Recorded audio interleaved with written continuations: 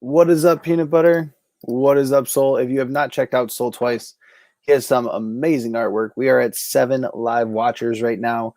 Let's see if we can hit 10. That would be absolutely amazing. And we are here to talk about something really amazing that's been going on in the comics community lately. And that is none other than Badbatch.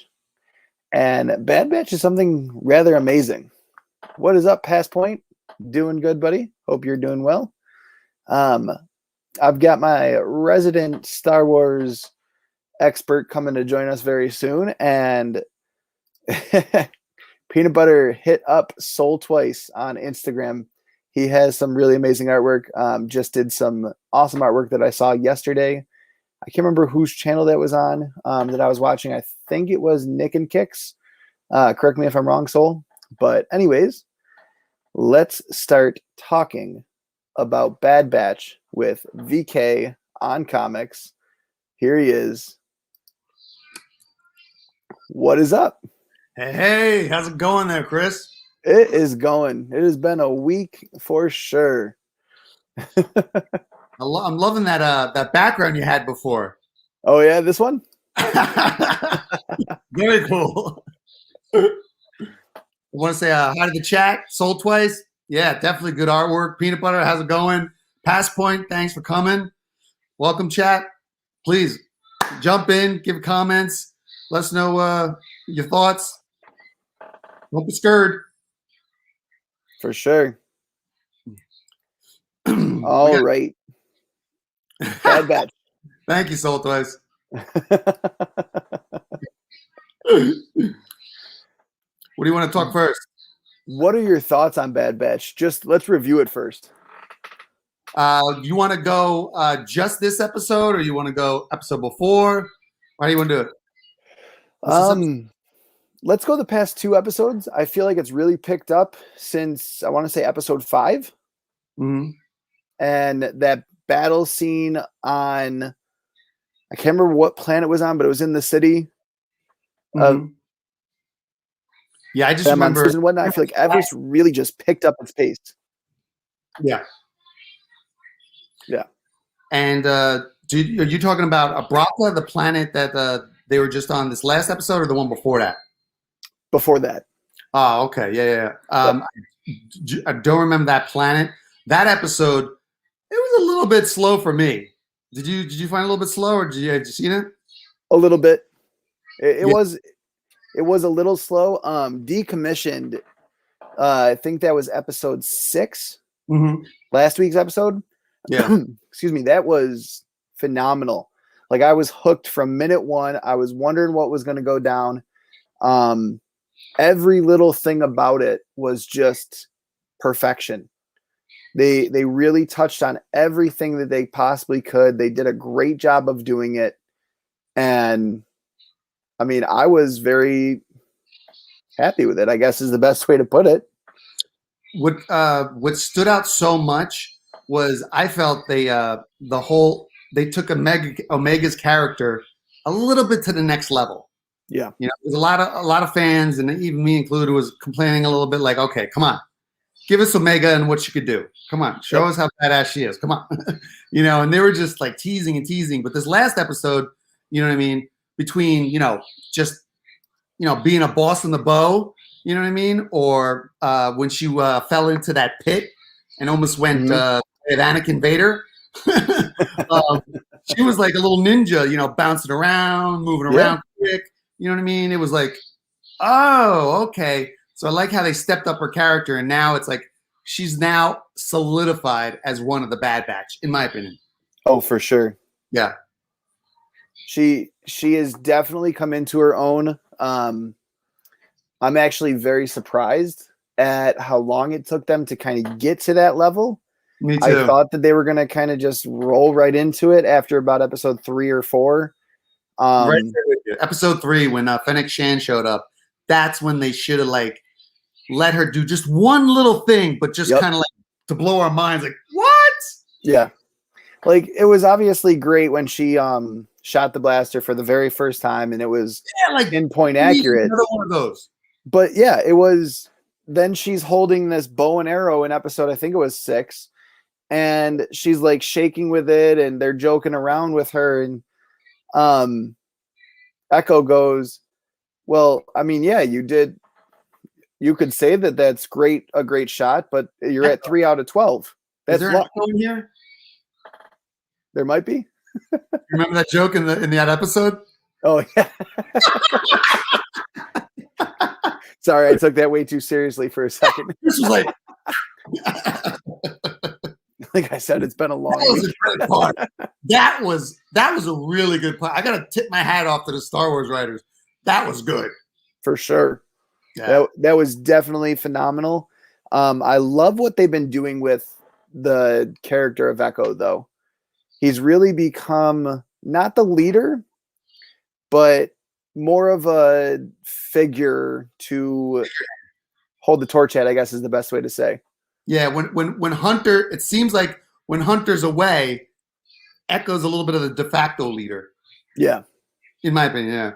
For sure. I kind of thought that too. And I mean, I always felt that he was, based on his role in the Clone Wars, he was kind of that one who listened, did everything he needed to do, but at the same time, he kind of had an out-of-the-box style of thinking from time to time. And he really supported other clone troopers on the battlefield when he could. He was one of those leaders who kind of stepped up into that role when it was needed, and not just always doing it and going over someone's head, but noticing those gaps and those shortcomings when other people needed him to step up, and he would be that person to step up. I mean, I honestly think that's one of the reasons why they kept him in Bad Batch. And also too, but I don't know, maybe this is my conspiracy theory mindset, but I almost feel like Disney went a little bit with the whole how do I put this? Do you think there was a little bit of the reason why they brought Echo so much to the forefront is because Echo's handicapped?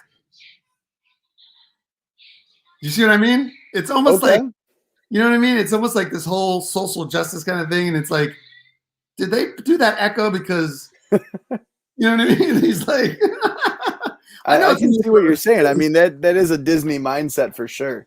How can we play off of this? Yeah. I love the character of Echo. I think that he's one of the most underrated characters in the Clone Wars.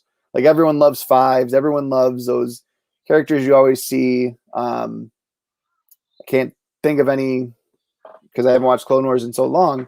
Yeah. But everyone loves those characters you see. And I really love that. I think it was episode 6 that brought back those two sisters that helped out. Martez sisters. Yes, that helped out Ahsoka way back when she first got sent away by the Jedi. I thought that was so cool. It was definitely a nice little callback to Clone Wars, kind of showing.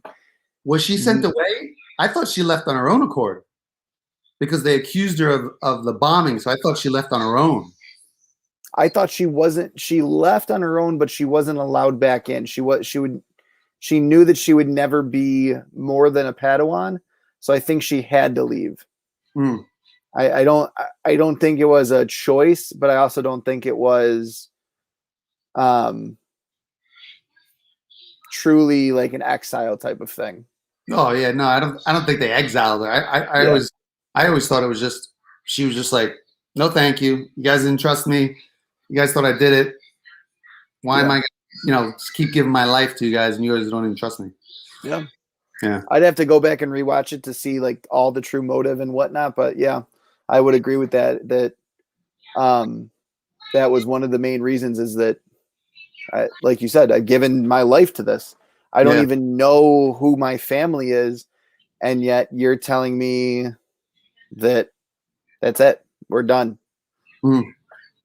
So, but yeah, so Bad Batch, getting back to that, I really like that they brought those characters back because then it kind of it centers itself in a universe. It allows the Bad Batch to be its own thing while still reminding you where we are and reminding you of where the Bad Batch has come from, where the clone troopers have from, what they knew, what they went through, and then kind of grounding those characters in something that the fans know and bringing back some. I mean, those were some pretty awesome episodes, in my opinion, when Ahsoka did go off on her own and worked for them. And like, that was really cool. You got to see a whole new side of Ahsoka. Yeah. And the relationship between those sisters made us want like a little bit more backstory. And Bad Batch was a great way to kind of give that without truly making it their own, if that makes sense. Oh yeah, I like what you're saying, but I'm thinking they almost did too good of a job grounding the Bad Batch, because now, in my opinion, how do they shelve the Bad Batch after this? They can't. Yeah. To me, it's like Mandalorian verse, Star Wars verse, and then now there's a new verse called Bad Batch verse. Yeah. They could literally have a whole nother verse with just the Bad Batch. And correct me if I'm wrong, but isn't Bad Batch and Clone Wars supposed to be canon with the movies and Mandalorian and all of that? I'm not good on the whole canon, what's not canon stuff. Okay. You know what I mean? But my first impression says no, because there is no first appearance of Bad Batch. You know what I mean? Yeah. There's no real first appearance of Hunter, or you know what I mean? So my first impression says no, but maybe somebody in the chat knows something on that, you know. But what I'm thinking is maybe their canon starts now with Bad Batch. That would be kind of amazing too. Have to be canon going forward. Oh, for sure. And I honestly hope that somewhere down the line, if they continue doing this live action and these other ones, that it kind of ends up crossing over a little bit. I would love to see a live action Bad Batch movie or Bad Batch, even just them in passing as part of a Mandalorian episode, or something that would allow us to see these guys main screen, like full screen, real life. That would just be so cool. Oh yeah. Especially anytime like you have these teams, you know what I mean? Justice League, Avengers, Suicide Squad.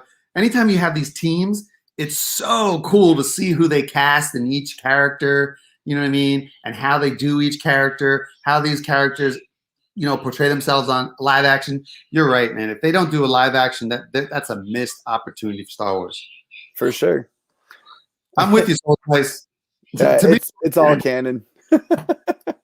Except for the new 3 movies. We could take some pieces out of there and make them non-canon. I'd be totally okay with it. Oh my God. Please just wrap it and redo it. So what's your thoughts on the Martez sisters, and of all the characters, why Martez sisters? They do things for a reason. So what's your thoughts? Hey, chat, let us know too. What's your thoughts? Like, why did they pick the Martez sisters? I like that question. I do. And honestly, I don't know. Because I'm thinking like the same thing popped into my head. I was like, why are we bringing them back? But at the same time, why not bring them back? Like there's no reason to do it. That would be better. There's no reason to do it, but there's also no reason to not do it, I guess is the best way to put it. Yeah. And in my mind, I'm kind of like trying to understand, okay, well, if we're going this route, if we're going to have all these people involved, it would make sense to have 2 scrappy, kind of, we're going to go after whatever job we can go after because we need the money type of person. And instead of building a brand new character and trying to introduce too much, introducing 2 characters that are already pretty well known by the Clone Wars community. Because, I mean, that is really a community in of itself. If you didn't watch Clone Wars, then you don't really get it. You don't understand Bad Batch as much. If you watch Clone Wars, I feel like Bad Batch kind of speaks to people a little bit more. It kind of talks about different things that you have to know and kind of understand. So Season 7, everybody, if you want to get your catch up on Bad Batch and kind of how it came to be. And honestly, I think that the reason why they brought them back was because it was the perfect counterpart for what they were going after. It makes total sense that these two sisters would be going after this robot, and then it makes total sense that the Bad Batch would meet up with them because they're out to do a job, and their job is to do this, and the sisters are they're gonna go after something similar to what the Bad Batch was going after.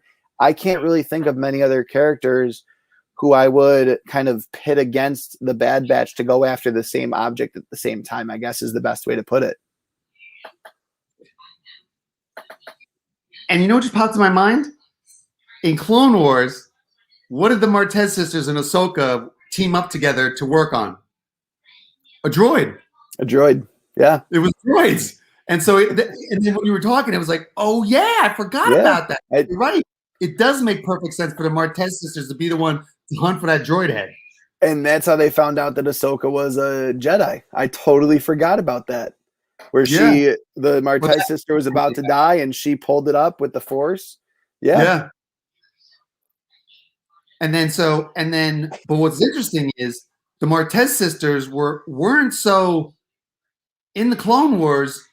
I don't remember them that so badass. You know what I mean? It was Ahsoka that kind of had to bail them out when they were fighting. But yet in this last episode, they were just guns blazing mercenaries. I was like, whoa. Because they weren't even.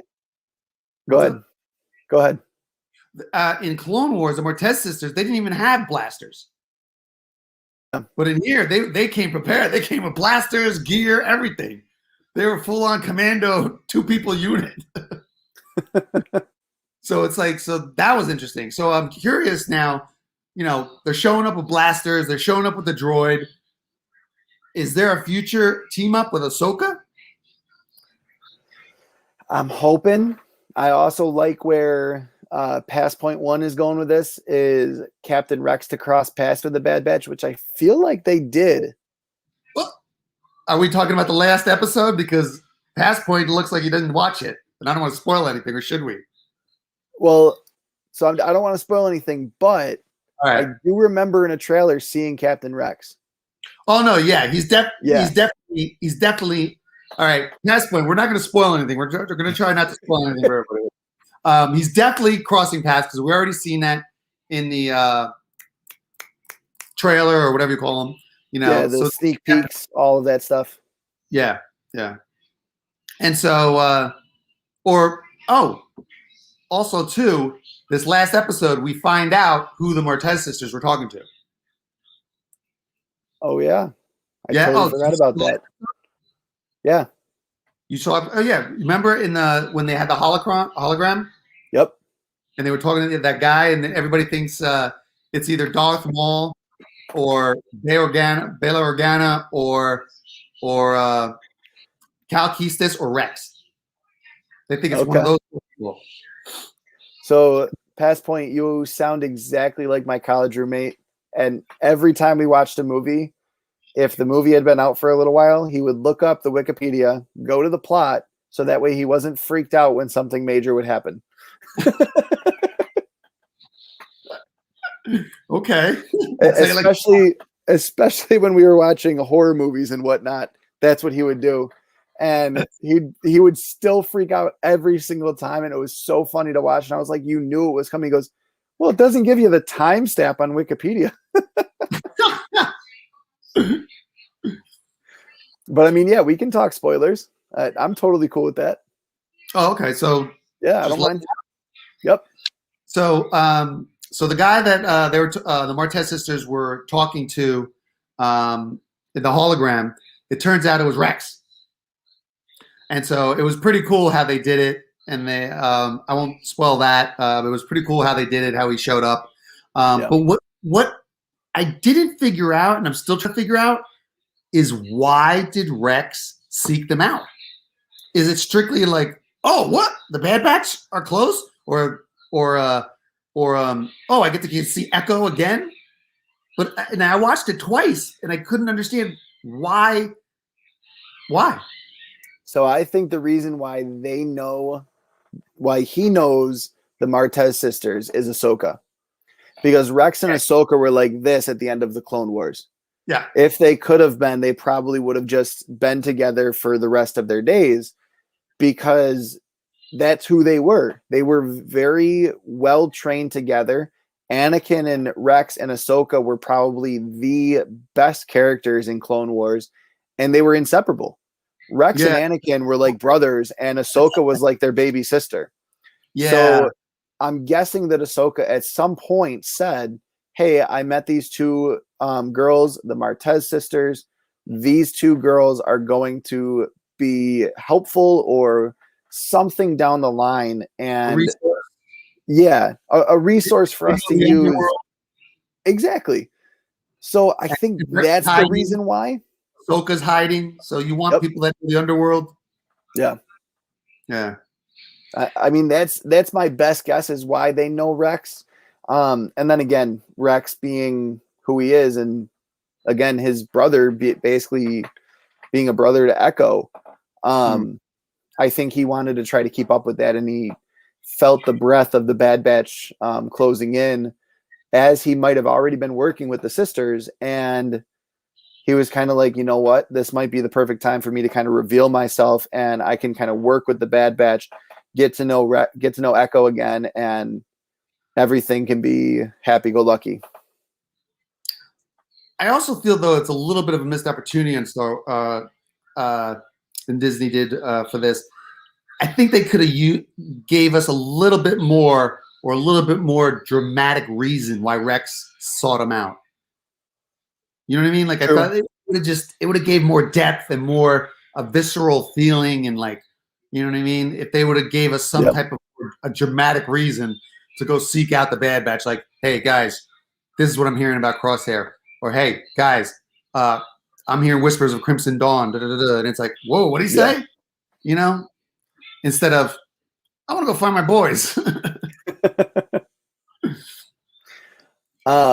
So past point, I was going to pull up an image real quick. This is what I was referring to from the trailer, that we got to see this scene where Rex was working with the Bad Batch. So we kind of knew it was coming. We didn't really know when or how soon it would be. I'm a little surprised that it came up the way it did. I thought they would just kind of accidentally cross paths. Can you go back to that? Yep. All right. So now that, and Chad, correct me if I'm wrong here. That planet is where all the ships go to when they're being decommissioned and ripped and torn apart, and all the important parts are pulled out. That's Braca, the planet Black Braca. And that's also the planet where Cal Kestis is. I thought that was cool, because he's one of those guys. He's one of the, I think they're called shipyard scrappers or scrappers. Yeah. Oh, Past Point says no spoilers.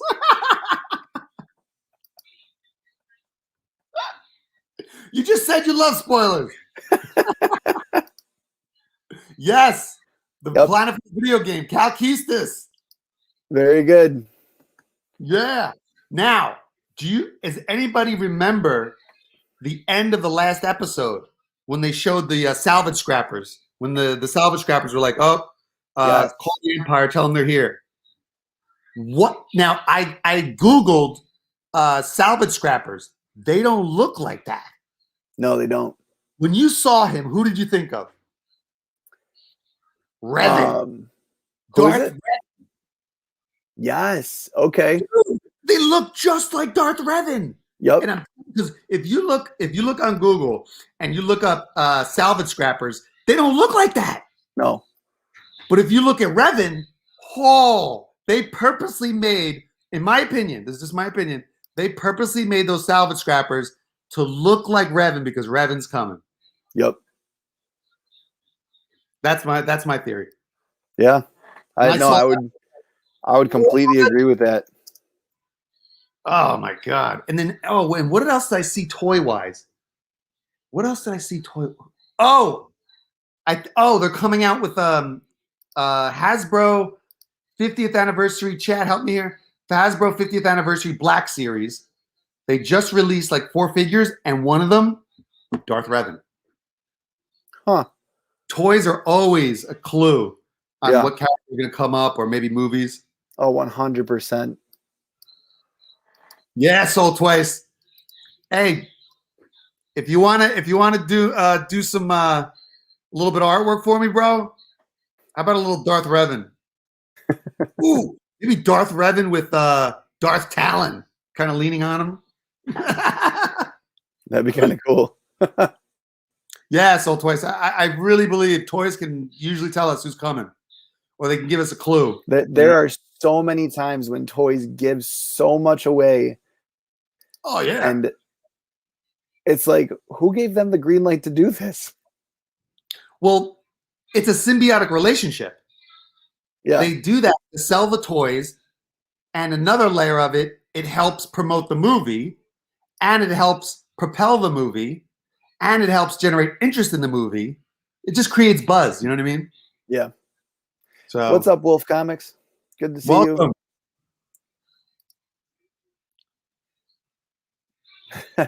We will definitely do that, buddy. And I would love to have you draw on the channel too. Cal needs a show, 100%. I don't know if you've ever played that video game, VK. It's the one with Cal in it. No, you know what? I have not yet played a Star Wars game. Honestly, I'm waiting. I'm waiting to move. I'm moving in August, and I will. Okay. I've never been a fan of Star Wars Jedi games. Always been a fan of Stormtrooper, Clone Wars games, stuff like that. Never been a huge fan of Jedi games because I feel like you can't get the feel of like a lightsaber and whatnot. Yeah. When you're in the third person or even the first person view, but you can kind of feel what's going on. Fallen Order does an absolutely phenomenal job of doing just that, allowing you to kind of feel what your character is about to do when you press a button. You get to kind of feel and understand like the power that he has as a Jedi. And I don't know if it's because the controller technology is there that you kind of get to feel when you press the button that the Force is stronger when he has more power or what, but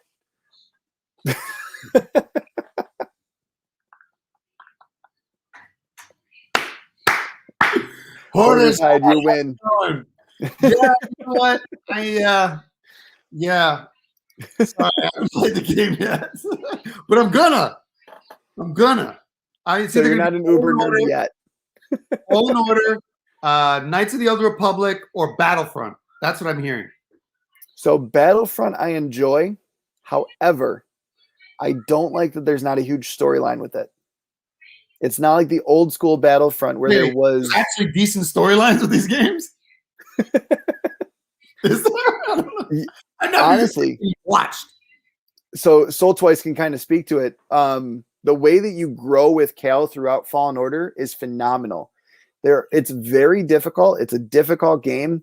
There's a lot of like puzzles, and to beat the whole thing, I feel is nearly impossible to do quickly because a lot of it it's very hard to get to certain places, and it's very open world. You travel from planet to planet, but Cal is such an amazing game, or such an amazing character, that you kind of want him to be successful, even though it's like, I don't really know what your story is. It's very like, he's very shady in some senses because you're kind of trying to figure out who this guy is. And I'm intrigued.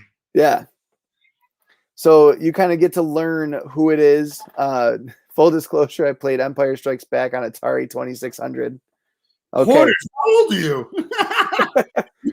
That's a nerd. Hey, Hoarders, I got you beat. I played on a Commodore 64. Yeah, you probably never even heard of it. It was like the first computer ever put out. Soul Twice, did you totally cry out like Cal Kestis did? What's with that meme? I see that meme everywhere. Cal Kestis is I've never seen that one. I got you beat, Hoarders. I'm 50.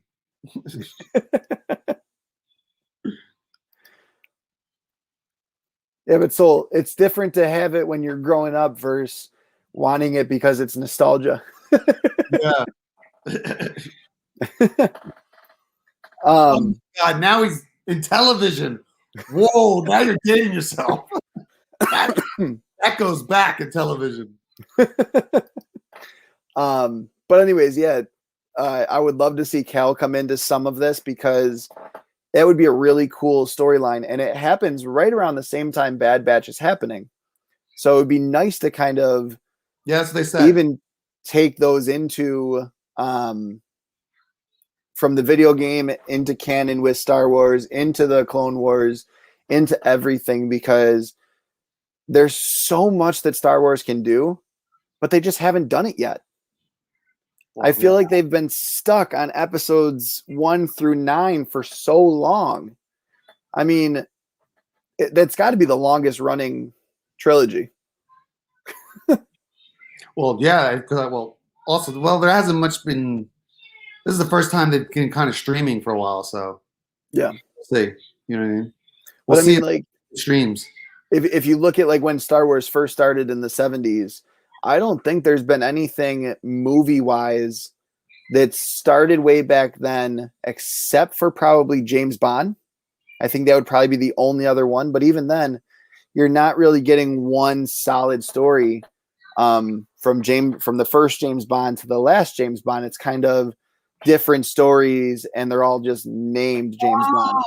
Now I understand what you're saying. Okay, now I see what you're saying. Yeah, that's a good Star Wars fact. I wonder what if Star Wars is the longest running trilogy film.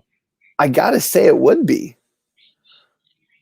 I can't think of any others that started in the 70s and have continued 50 years later. And that was a good call on the James Bond. You're right. That James Bond, you're right, because James Bond started early 60s? I believe so. Yeah.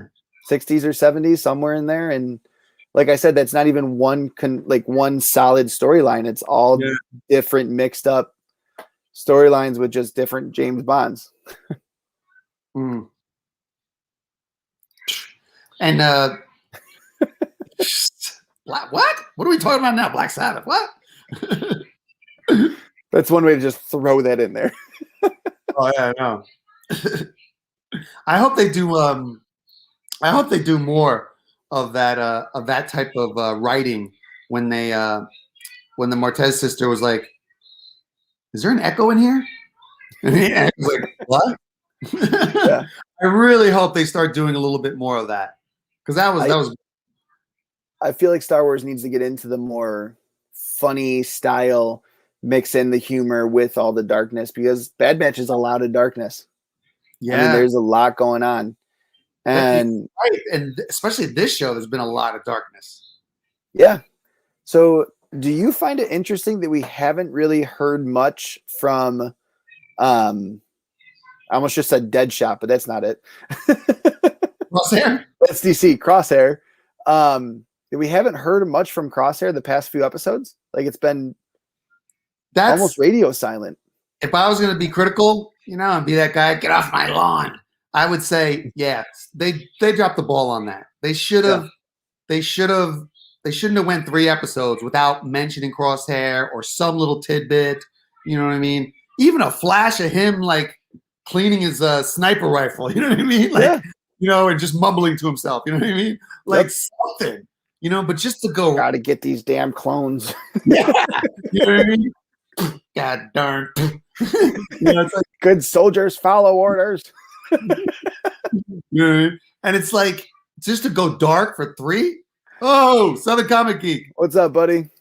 To go dark on 3 episodes with no Crosshair, I think they dropped the ball on that. But the next episode, I think Disney's going to try and make up for it. Yeah, you think? A Crosshair episode, the next episode. How many episodes do we have of Bad Batch? I want to say 16. Okay. So it's nearly a full season. 1 season or 2. I want to say they've greenlit it for 2. I like that. Instead of get off my lawn, get off my spaceship. The Chewie. droids provide both Get off humor, my- relief, and insight into the inner thoughts of the humans. True. I do have to say, when it comes to droids, that one, I think it was episode 5, when they were after Omega, and she runs into the cockpit and says, "Hide," to the droid, and the droid kind of like looks around and then just plops itself right where it is. I'm like, great hiding. Good job. Way to go. I think I remember that. And what's with the gonk droid in Bad Batch? Is that just filler? Like, I think so. is that just strictly so Wrecker can like do curls with it? You know, it's like they should have incorporated him a little bit. Yeah. That's the one thing I actually do love about Fallen Order, the video game, is the droid in it is actually really useful. I feel like a lot of droids post Republic are just very stupid. Mm. And going back to like clones versus stormtroopers that we've been talking about every now and again, the fact that we kind of see Echo raising Omega and teaching him what the Bad Batch knows, or teaching her what the Bad Batch knows, I think that was kind of a callback with that 3 out of 12. And she was like, "Oh, well, I'm a good shot." And he's like, "No, that's just pure luck." And then she says at one point, "Well, I was doing better before they showed up." And I'm like, even if they just showed up on this shot, you were still at 2 out of 11. So we're not that good. So I think that's kind of like one of those things where it's like, okay, I can kind of see how we want to play this off and be successful, but Omega needs to find herself in some way, shape, or form. I feel like that happened the last episode, you know, between her just working that bow like a boss and her little ninja skills when she fell in when she almost fell in the Vader fire pit, you know. Like, to me, it's like, oh, she's arrived. Yeah. She now can handle herself. She now can friggin', save herself also, you know what I mean? So, but her leg getting stuck, that was a little cliche. Yeah. Especially when the sisters showed up and she's pointing the arrow at the one, I think it was the older sister, and she's like, "Well, are you gonna fire it, kid, or what's going on here? Like, you're shaking. Like, you're visibly sitting there going like this, shaking back and forth, like you're clearly having trouble." Like, and Omega just like looks at her and like straightens her arm out, and I'm like, this is the Omega I want to see. Yeah. I want to see the Omega that's going to put someone else in their place. Well, like I said, they're slowly, too slow in my opinion, but they're slowly ramping Omega's skills up. And I think it's going to be ramped up again in this next episode. I'm hoping that it takes just a giant leap, though, because it's kind of just been very plateaued and then up a little, and then I want to see her do like a oh Jesus, how I forgot his name now. Not Cal Kestis. Star Killer. I want to do her like a lightning bolt from the hand Star Killer move. That would be awesome. So have you never played Force Unleashed either? Nope. Not one Star Wars game. Oh my God. You got to get Force Unleashed. That's another one. Honestly, when I played Fallen Order, that's what it reminded me of. It was that good. And the comic? That small comic that you could have got with the video games? Yeah. Woo! Is it really? Yeah, that's a desirable piece. Yeah. I definitely don't have it. I got like 1 or 2 of them. I'd like to get some more.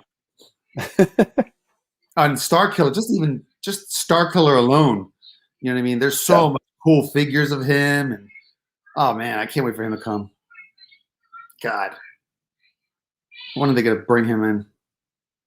You know, I've always asked that. I honestly wanted Starkiller to be the villain of the new Star Wars trilogy. Like, get rid of Snoke, get rid of Palpatine, bring in Starkiller, bring in just someone new that was an apprentice, and the apprentice to Darth Vader would have been perfect because he was that secret apprentice. Even Palpatine didn't know about him, and Palpatine knew everything. Good point.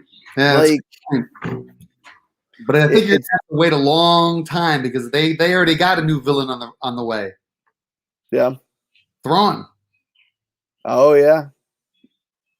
Yeah. That's the new.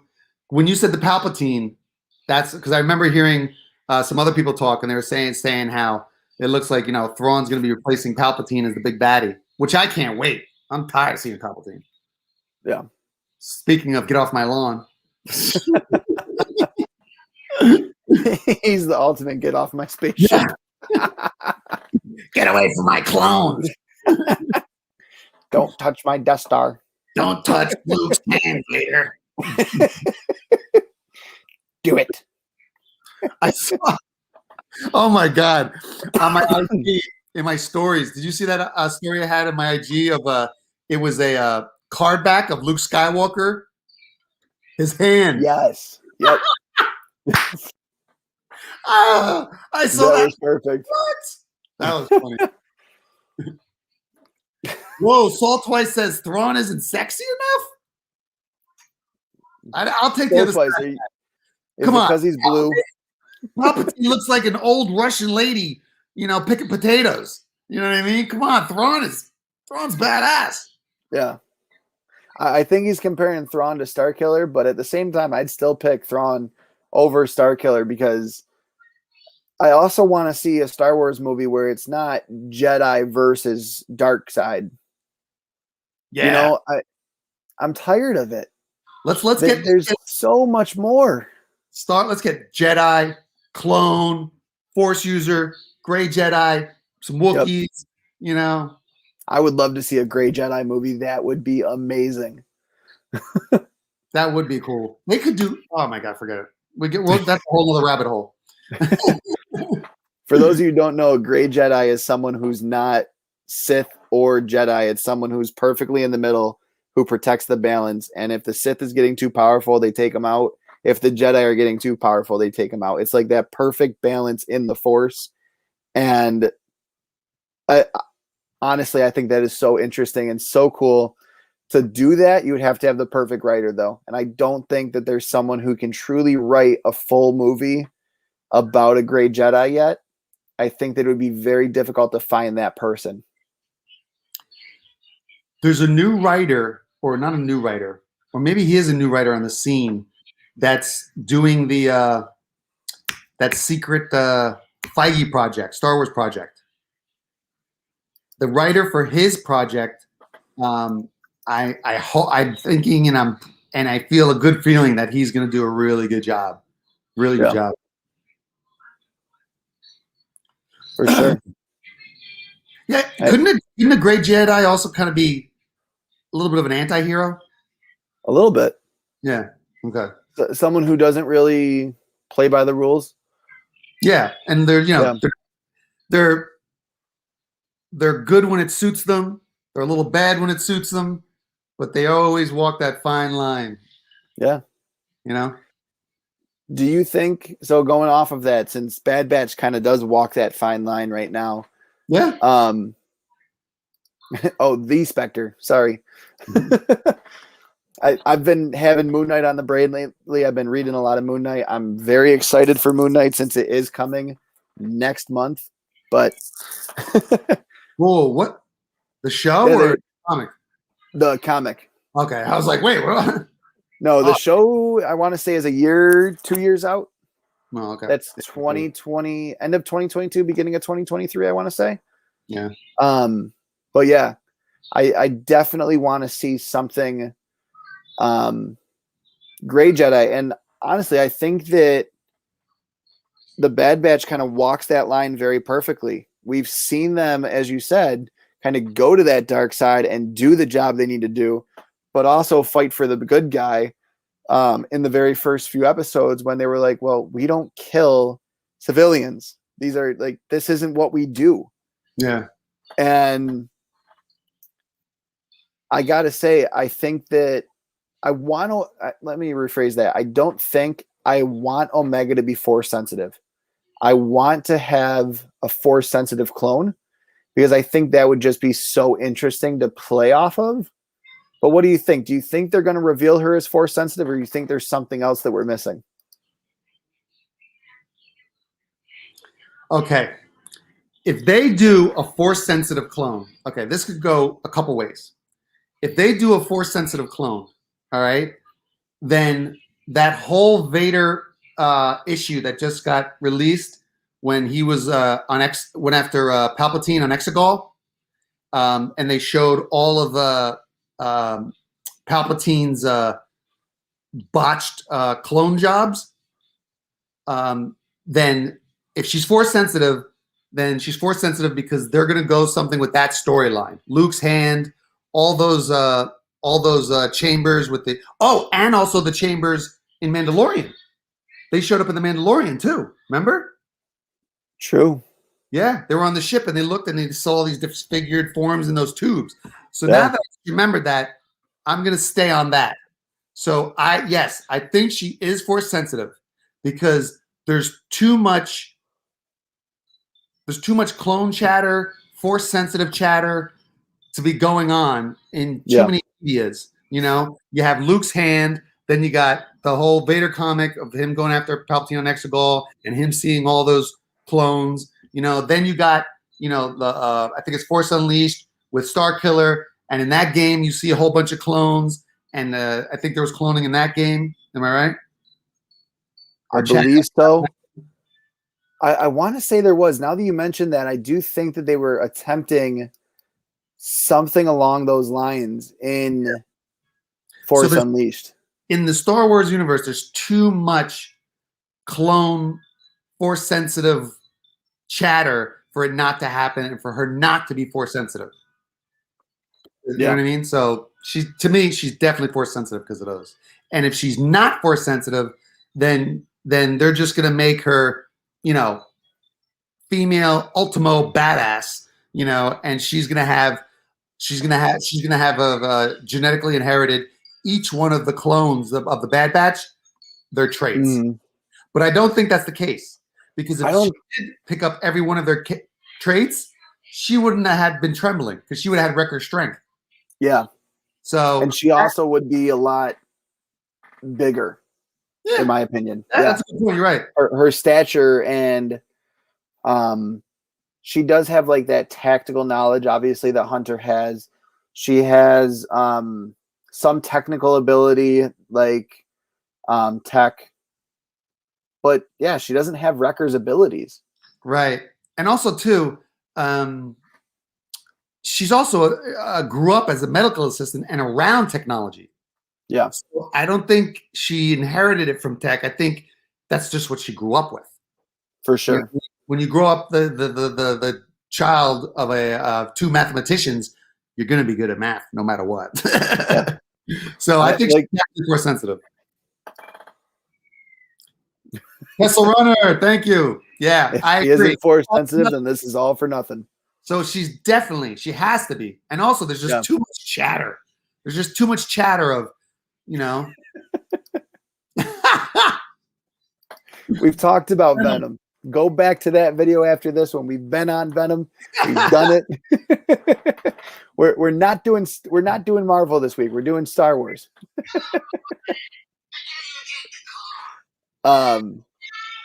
But yeah, honestly, I think that it's definitely something that we have to kind of prepare ourselves for, because if she is force sensitive, and we totally believe that she is, who's going to train her in the Force?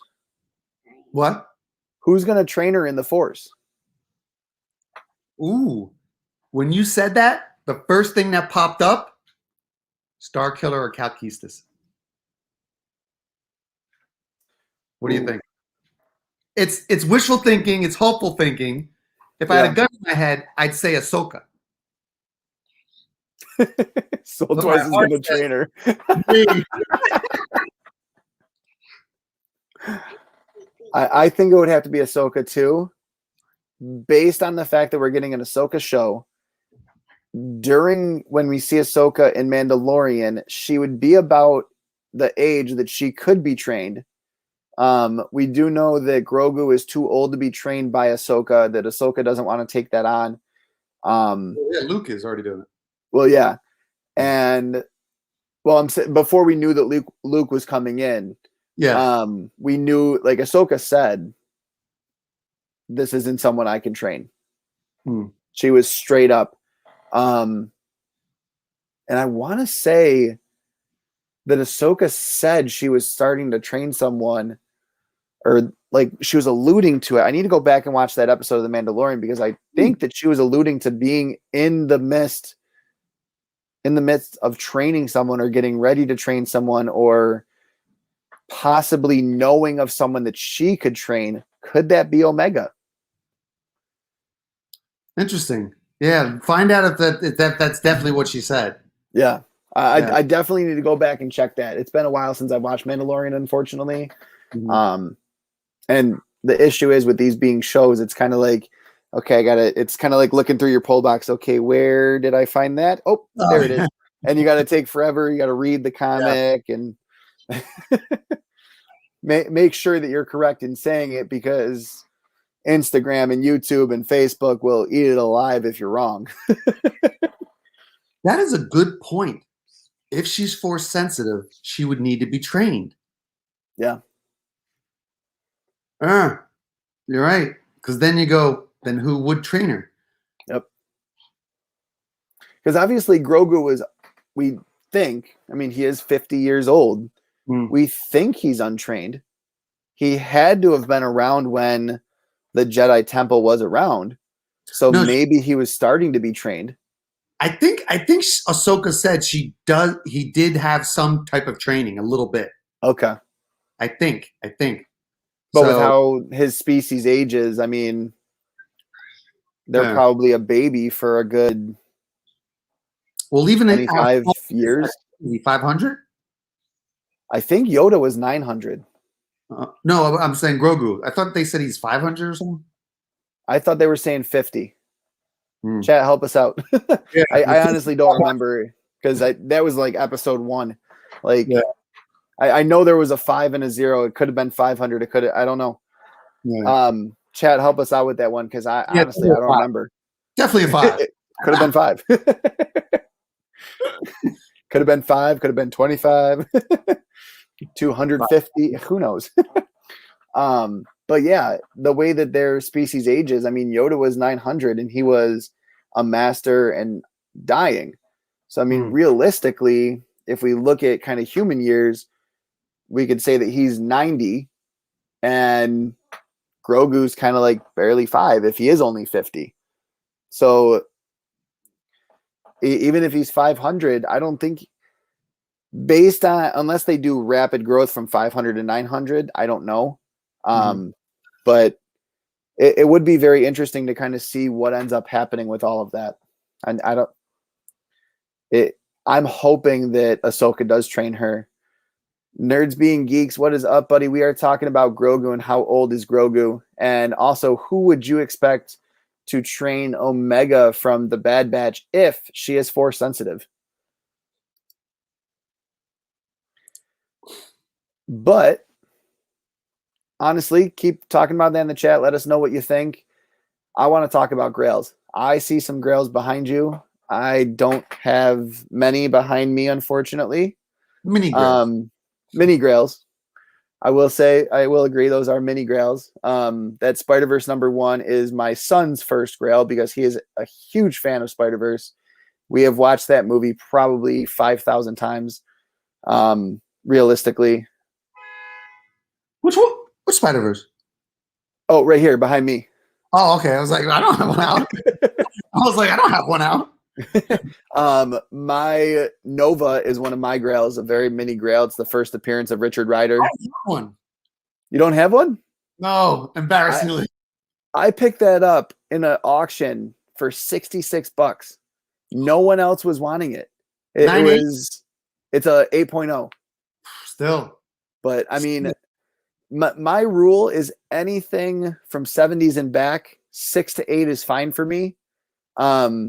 Anything 70s to 90s, I'll go as low as an 8. And then anything above the 90s, just because it should be a high grade because it's new. I mean, they're less than 10 years old for most of those, maybe 20 in some cases. They should be 9.6s, 9.8s all day. Agreed. So I wish that my local comic shop would have texted me a little bit sooner. I wish they would have texted me yesterday. So for those of you who don't know, my local comic shop is here in town, Western New York, Rhino's Comics. Chet is amazing. I send all of my books out through my local comic shop because not only does he send them off, but he also has an in-house cleaner, presser, and preserver. That's a good service. So yeah, $12 to clean and press and $23 to send it off. So I sent off my 361. I want to say March, right around there. And he texted me today. He's like, "Hey, by the way, your ASM 361 came back." And I'm thinking, you great. I don't know. He won't tell me. He doesn't say until I pick it up. And of course, I had work, and then I went immediately to a training, and then I went to another training. So by the time I drove past his shop, he was closed. And I'm like, come on. You get the memo? Comics are more important than life. Ain't that the truth? Quit your job. No. You should just went to go get the comic. So on the Grails, I'm all right. So in August, I'm going big. I'm gonna just trade everything and go big books. Okay. I want to. So my first one's gonna be. I was thinking Hulk #1. Do you know what a Hulk #1 is in a 9.0? What? And above? It's got to be up there because I mean, what do you think? Hulk 181 is about 40 grand at a 9.8. What do you think? So first appearance of Hulk, I'd say and Rick Jones. I think it's the first appearance also of Rick Jones and Thunderbolt Ross. If you get rid of that in July, after Thunderbolt Ross has been in Black Widow, I would say at a 9.0, that's got to be at least 50 grand. Everybody ready? Add a 0. Are you serious? 500. Oh my God. A 5.0 is 30 G's. A 5.0. Wow. $500,000 for a 9.0. I think it's a 9.0 and maybe a little bit, or maybe above 1. Wow. 294. That's crazy. Now, when I looked at it, was like 1,500 and go collect. It was like 1,500 graded. Star Wars in a 9.4. 35-cent variant, the rare one. How much you think? The first Star Wars in a 9.4?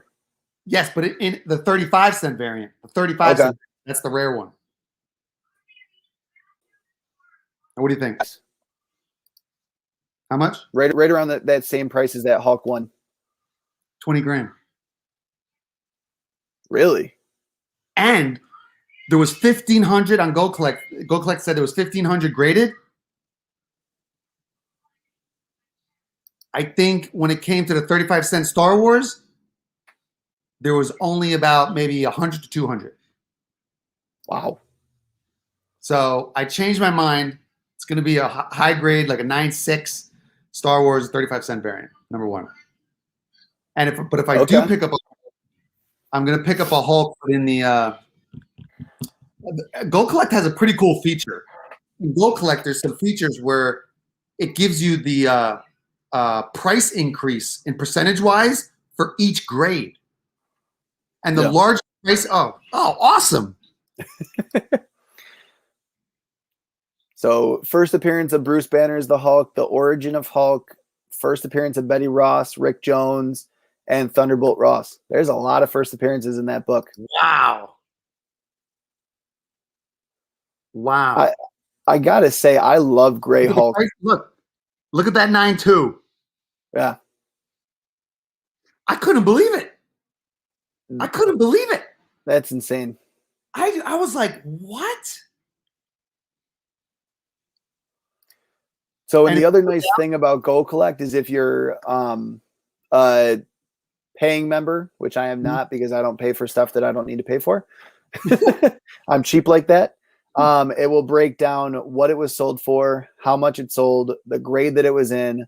So that can kind of give you a little bit of an insight into what they did, whether it was purple, blue, yellow, restored, regular yellow, whatever it ended up being. There is not a single 9.8 or 9.6 Hulk one on the entire census. And look how many total were graded according to Go Collect. On the bottom? 1,800. 1,800. There's only like 200 of the Star Wars. Granted, and Star Wars was printed in 77. You know what I mean? And then they were printing like crazy. Yeah. So I think I'm going to go with Star Wars 35-cent #1 in August. That would be amazing. Is that one of those Canadian price variants, or that's not? No, it's just a U.S. price variant. Okay. You remember how I know those CPVs are also very sought after right now? Yeah. Because a lot of people are buying them cheaper than what a normal book is, but they're so much rarer. I think it's because Canada right now is still on lockdown, so they still got that whole Corona collectible FOMO. They got nothing else to do but stay home, buy and list. Yeah. What grail? So for you, when you're talking grails, you like to trade up. That's how you kind of chase your grails. How I chase my grails. I chase my grails based on opportunities in the market and what I personally like. Okay. Like what I personally enjoy and like, and I want to see hanging in my case when I walk by. For sure. I like that. Yeah. So one of my biggest grails, and not really a grail, but one of the books that I absolutely love because I'll probably never be able to afford the first appearance of Galactus, but I could afford the very first appearance of the Universal Galactus, in my opinion, which is Black Winter. So to be able to have that Black Winter first appearance in Thor 5 at a 9.8 was phenomenal. I'm really hoping they do more with that. Another one for cover alone was this one right here, which is reverse Flash cover for Flash 750. And then Nova was another grail that I wanted to have. I needed to get it before Nova hit the theaters because I knew it was going to be very unattainable by that time. So I'm actually right where Sold Twice is. I would love to have a Secret Wars 8. Amazing Spider-Man 300 is my biggest grail besides Amazing Fantasy 15. Amazing Fantasy 15, Spider-Man's my jam. I want every first appearance of every single Spider person because I grew up on Spider-Man. I mean, he's amazing. My son literally was playing with a Spider-Man potato head upstairs before I came down here. Like, he loves Spider-Man. It's something that kind of speaks to me and whatnot. And I hate spiders. So I totally get it. Every time like I see a spider, I'm like, if it bites me, am I going to get radioactive powers? But, I love it. It's so much fun to chase grails. So the way that I kind of do it is I ask my local comic shop first. I say, hey, do you have this book? And I just kind of let them know, like, for Amazing Fantasy, I honestly don't care what grade condition it's in. as long as it's Even in my love it. collection, yeah, like, you know, it really wouldn't matter. But I would want there to be a story behind it at the same time. I don't want it to just be on a shelf somewhere and be like, oh, look, Amazing Fantasy, mine. I would want to search for it. Like if I found it at like a collectible shop and I'm just searching through their dollar bin and it's something that's missing or missed, or if I'm searching through an estate sale and I find it and there's like this really cool story behind it and something like that, like that's how I want to find that kind of grail from long, long ago, is just by accident. I think that would be such a fun story. And then to kind of hear from whoever owned it or whoever was selling it, whether it was them or not, I would just enjoy figuring out what the story was. How did they get their hands on it? Did they enjoy reading it when it first came out? Because Spider-Man was about to not happen. Like Stan Lee said, we're going to release this character and he'll probably never be seen again, because the concept of Spider-Man being something crazy cool is not something that people are going to do and people are going to go after. And I want to say it sold out so quickly that they had to go to the reprints quicker than any other book, because that's just how quickly that story spoke to people. Yeah. I remember an interview with Stan Lee talking about something like that. Like they were ready to quit Spider-Man right off the bat. Wow. Yeah. And now he's one of their flagship superheroes. Because when you, if you take out the nostalgia and if you take out your history with it and you just look at it unobjectively, you're like, it's a guy in his pajamas. You know what I mean? So I can kind of understand what you mean. Like, all right, I can kind of understand what they meant, but like they didn't think it was going to last. Because when you take out the nostalgia, take out your growing up with it, and just look at it objectively, you're like, that's kind of weird looking, this dude and jumping around. I don't think people are going to like it, but it's a hit. It was huge. Yeah. Why is Superman flying around in his underwear? Like, yeah, exactly. Batman. I swear DC has a problem with understanding what piece of clothing goes on where. What? A cool outfit, Batman. Yes. But the black, gray, and yellow suit, he's wearing black underwear over the gray pants. Like, oh yeah, the old school one. Oh yeah. Like back in the day, DC Ward had an issue. That's what it was. Ward. Yeah. I love that original. I love that original Batman show. It was so campy and just so hokey. It was just great. It was great. Someone once told me that the reason why Batman wears his underwear is because it's part of his utility belt. And I'm like, I can wear a belt without underwear all day long. You don't need underwear to wear a belt? Like, what? They should have made it a bandolier like Chewbacca. Yeah. Utility belt. So I totally agree with you. If ASM 300 was gifted to me, it would have a lot of power behind it. There's some comics in my collection that mean nothing. Honestly, they have no significance whatsoever. They're just one-offs, ones that if I mentioned, you probably would never know what the story is inside of them. But my wife bought them for me, or we bought them while we were doing something fun, or we bought them together. So I'll never get rid of those books. I have almost a full run of DC Bombshells in my collection, and my wife picked them up at a dollar bin sale because she liked the covers. I'll never sell those books. Those are her books. She might never read them. She loves the artwork on the covers of them. She loves the characters. She loves the story line that's in it. She might never read the storyline, but she did enjoy hearing from one of the guys that we know that works at the comic shop we were at. And he was kind of explaining the story that was going on. And she goes, that's just amazing. Like, that's so much fun. That's something that I would want to read about, or just like to have the covers. I have a few of them over here, I think. It's been a while since I've actually looked through this stack and seen what was in it.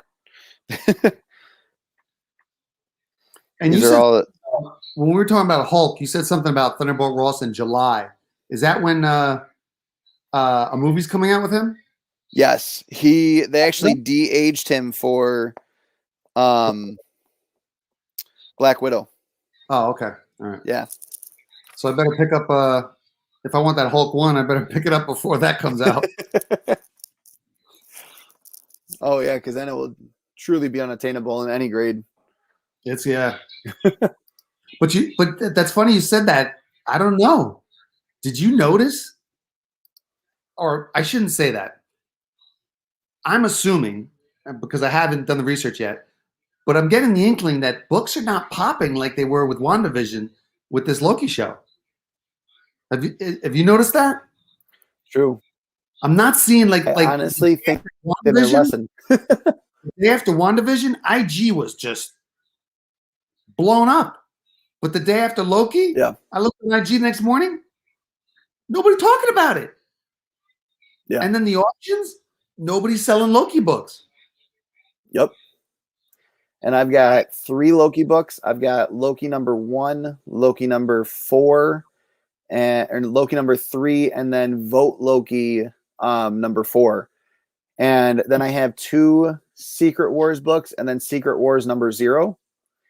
And I put that in my video this morning. Just books with some cool Loki quotes that I love. Yeah, that's an awesome cover. And that even that video with the quotes of him saying stuff and everything didn't pop the same way that my Falcon Winter Soldier video popped, where I showed off all of the Falcon Winter Soldier spec that this show I thought was going to pull from. Like, that video is at 611 views. My video from this morning, where I did the exact same thing, but the only difference is I put some Loki quotes in it to kind of get that Loki-esque feeling of who he is and what he says and all that crap. Last I checked, it was at like 10 views. And I'm like, so this video that just shot up overnight compared to this video on the same exact content, same exact style of SEO and all of that is kind of just stagnant. I was very shocked. 1 second. Sold twice. You mean this one?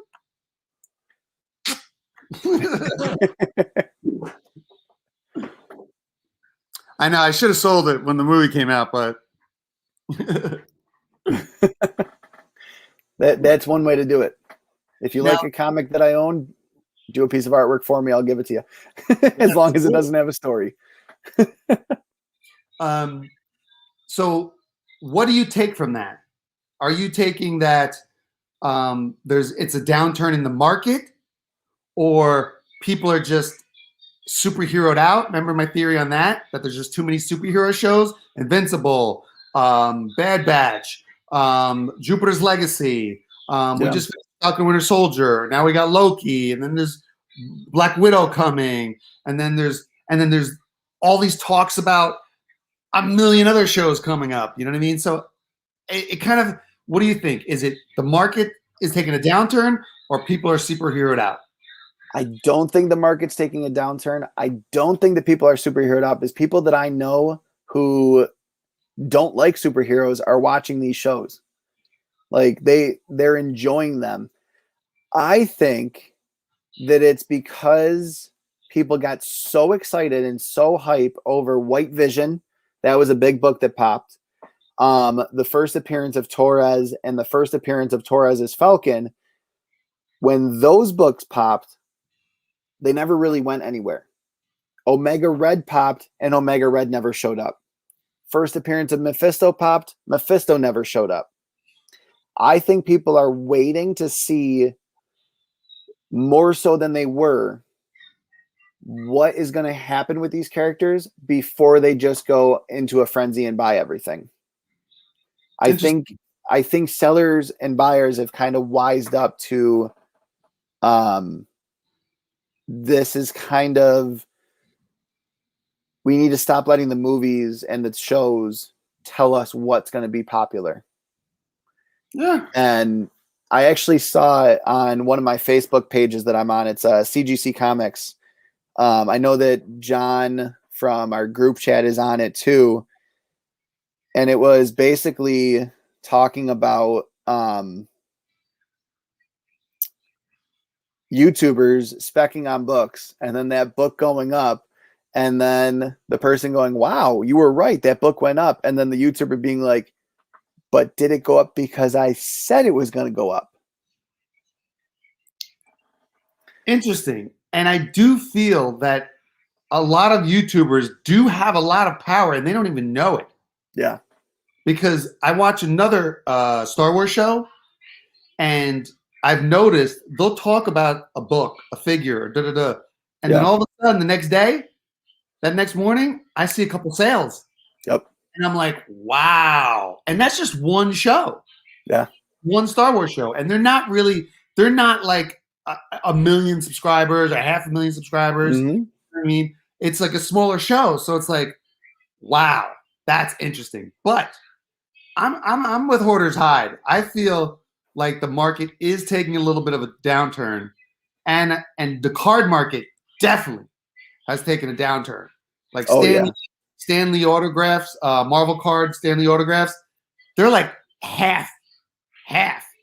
You know what I mean? There's like a lot of sports cards down more than 60%. You know, and then 100%. With comic books, I'm still seeing sales, still seeing good prices, but I'm not seeing that every week. What the hell? Every week. Did you guys see this price? Like, I'm only seeing that now for big keys, big grails. Yeah.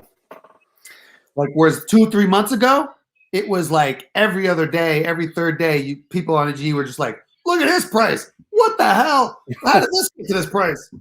Yeah, I was talking to my buddy. He actually just got a huge stack of 25 comics, all Amazing Spider-Man from the mid 200s to about the late 300s, early 400s. And one of them was the first appearance of Puma. And I said, that book's probably 85 to 200 at a 9.8.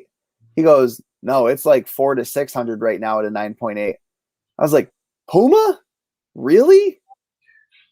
Like, when was the last time you heard from Puma? Of all people. Like, yes, Puma's a good villain. It's like an interesting character. But I'm not going to seek out a Puma key. Right. Yeah. That's the reason why you got it in $120 for 25 comics. Or wait, what about Thundercats #1? Yeah. I think that's up to $2 to $3 grand, I think. That just keeps going up. Like, same with Invincible. Listen, I know Thundercats is an awesome franchise, an awesome property. You know what I mean? Like, I don't know. I never heard anybody go, oh, that show is crap. You know what I mean? It's like, but like still, but $2 to $3 grand? What the hell? But what does he say? Puma sucks, and how much is my Deadpool rookie card worth? Deadpool. I think Deadpool's Stanley autographs and the Deadpool card, I'm all for. Every other Marvel card, Recording an episode right now called Bastard Comics, the Unloved, Unwanted, and Undervalued. I hope everyone watches it, hunts the books I spotlight so that it drives the prices up. And then he can go, you heard it here first. Yeah, really. But see, that's the thing is like you said, one of the biggest channels that really dives into spec that I've found is VKonCOMICS. He's got, I want to say 20,000-ish subscribers. All of his videos are phenomenal. He does a really good job, really good cinematography, works really hard at it and everything. He just rebranded to VKonCOMICS from, I can't remember what it was before, but he does a good job of it. But he's one of those people who I feel like drives up those prices. He says, this book is going to be big. That book gets big. Interesting. Yeah. Dave from Comic Book Investments. Yep. Totally agree. Is that new guy that's on the scene? I believe he's newer. Yeah. I believe he's newer. Yeah. I've heard of him and seen him once or twice. I don't think I'm subscribed to him or Finally, follow him. I really like his approach. You know what I mean? He's like professional. He takes it from a logical, financial standpoint. He takes in a lot of different angles, you know, factors into all these different layers of how it affects the market. I really like that channel. For sure. Yeah, he has the wood panel behind him. Yeah. Yeah. That's how we all remember it. So Invincible sucks. I can totally agree with that. I'm not a fan of that show at all. Really? I heard of nothing but good things about the show. It's a good show, but it's one of those shows that's you want it to be good in a way. You want it to succeed. Like if it succeeds, we're gonna get more kind of thing. Kind of like the DC universe. The DC universe is good, but like you want it to keep going. You want it to get bigger. You want it to get better. So if one succeeds, then more will succeed. It's very, very bloody. It's very kind of fan servicey, and it's also just weird. It's I don't know if you ever watched Drawn Together. No. From Comedy Central, but that's kind of the artwork that it reminds me of. The style. Comic Tom's another one. He drives up prices, but I can't stand him. yeah, I don't watch him that much either. I can't. I don't know what it is about him. Comic fan, I'm telling you, with this book. Perfect impression too. But yeah, honestly, I was shocked that book shot up so quickly, because if you look at where this all started with Invincible, where this all started with books shooting up in price for no reason except for the fact that they had a show, I would go back and say that the very first one that truly did this, that was brand new as a comic and then became a show, was Walking Dead. And if you look at it, season 1 comes out, comic books stay about the same. They're good. They're great books. They're interesting books. They're well-priced books, but they weren't out of this world books. They weren't ones that a normal collector couldn't get their hands on for a good amount of change. Season 2 comes out. Those books shot up like no other. There's a guy who works at my buddy's local comic shop just down the street from us in the city, and he bought his first house selling half of his Walking Dead collection. Yep. He must live in California. $150,000. No, he doesn't live in California. That's a car in California. Yeah. He sold, because when he was working at the comic shop, he still does.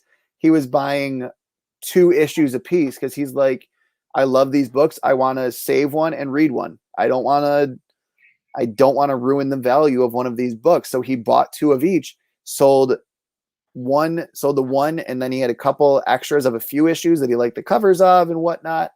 He ended up buying his first house almost completely cash.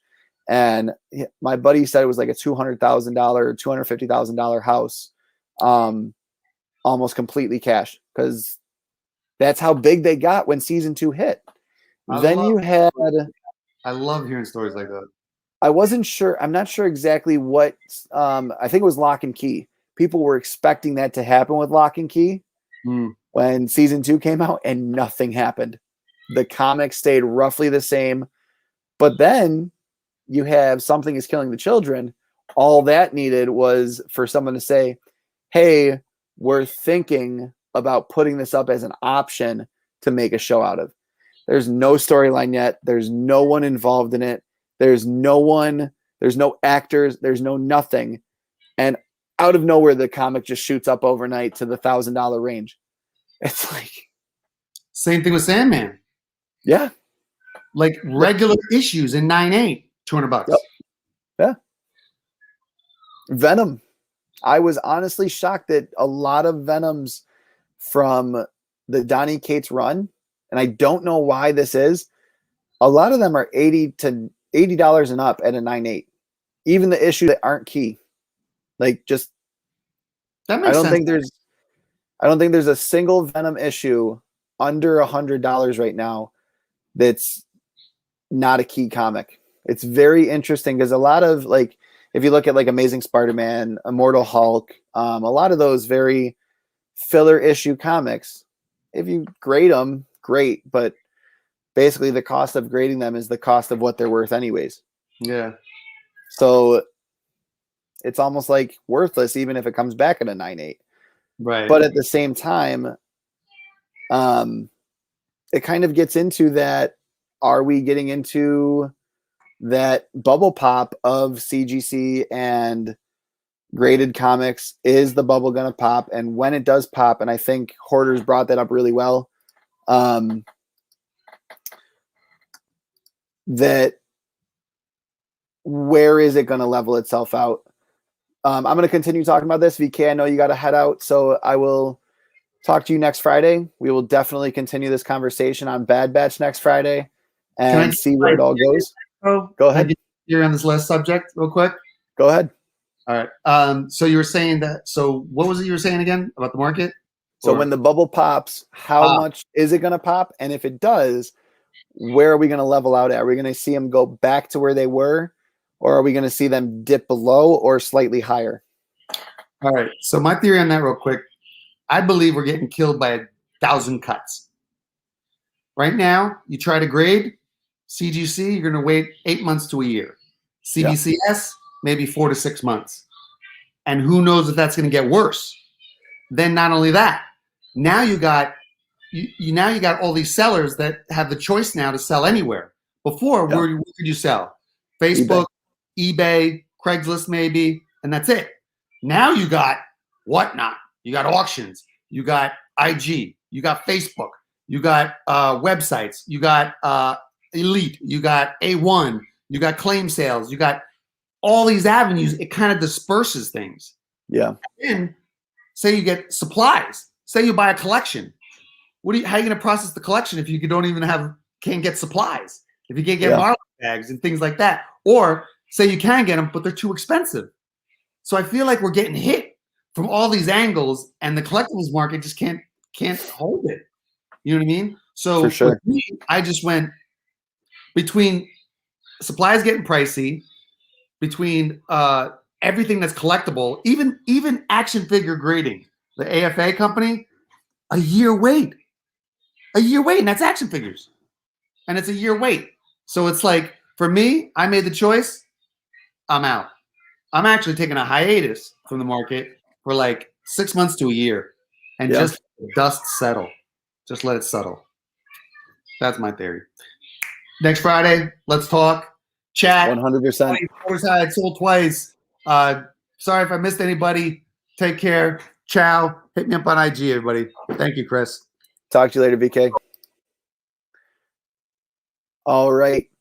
Sorry, I think I removed him a little quick. He might have been saying something else. Anyways, let's just do this real quick. You know that you are watching the Comics Lounge. Thank you for lounging with us. We are going to continue this conversation for a little bit.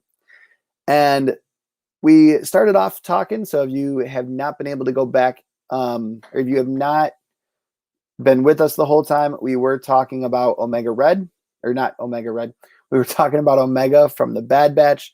We were talking about all different kinds of key comics and basically where we think the market's going to go. And also, what do we think is going to happen when the bubble does pop to comics like modern keys, such as Venom 200, that we think it's going to be? Will it be a superhero landing, or will it kind of end up and fall flat on its back? Who knows? More importantly, here's how I chase my grails.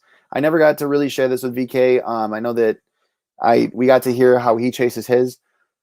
I kind of talked about this a little bit. Usually I check with my 40% slide as my guess for the non-blue chips. Makes sense. I could definitely see that happening too. 40% seems a little high, because I feel like it's went up roughly 80% ish, I don't want to say that it's really like skyrocketed in price, because a lot of books haven't. A lot of stuff has skyrocketed, but at the same time, it's kind of stayed in a realm that's affordable, I guess is the best way to put it. For most things are still affordable. Like we saw $50 comics, Omega Red, we saw go from $150 to a $300, $400 book, which yes is doubling in price, but that's not a 200% increase. It's a 50% increase. For it to be a 200% increase, we'd have to see it go up 4 times.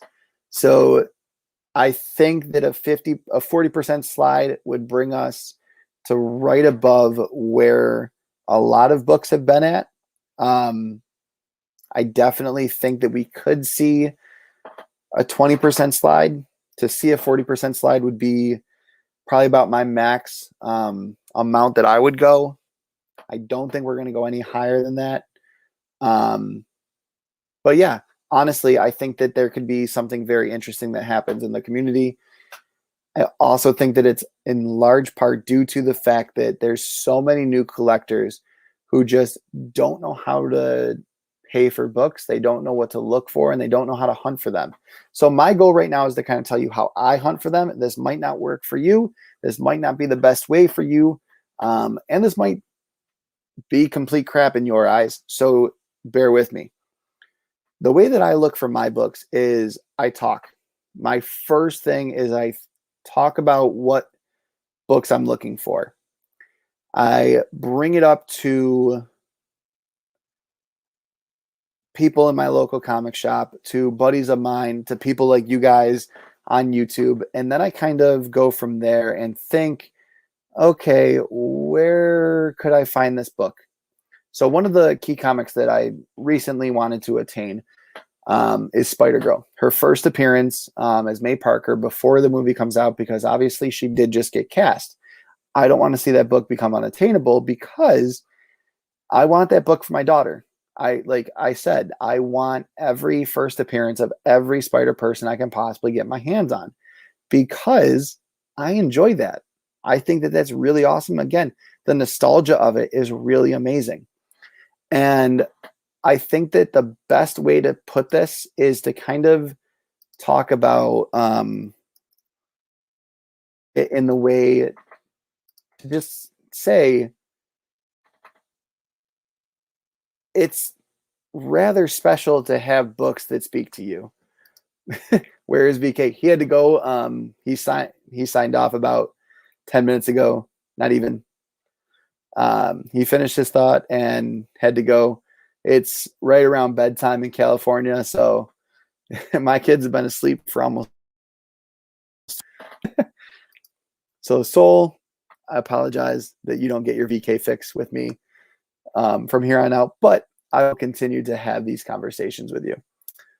So anyways, I enjoy Spider-Man. He is one of my, I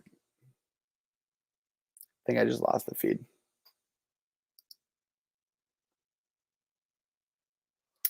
Are we still here? Okay. Sorry, I always keep it running over here so I can see what's actually happening to make sure that I know what's going on. And that if I do lose the feed here, I can check and make sure I didn't lose the feed here. All right. Anyways, so Spider-Man's one of my biggest grails. This is one of my wife's comics right here, Amazing Spider-Man 606. I had Ken Wheaton do a piece of artwork for me that I'm sending off to get graded on Amazing Spider-Man 850 on a sketch cover. Spider-Verse #1 is my son's. I do not care how much that book goes up. I do not care how much that book drops. It is a 9.6 of Spider-Verse. Very excited by that. The only problem with it, and chat, I actually want to show this to you, so bear with me for 10 seconds, not even.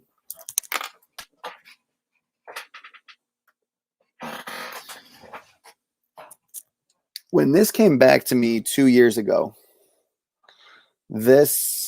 I noticed this, and I'm actually going to bring this to my comic shop to see if he knows what I can do. But if you look,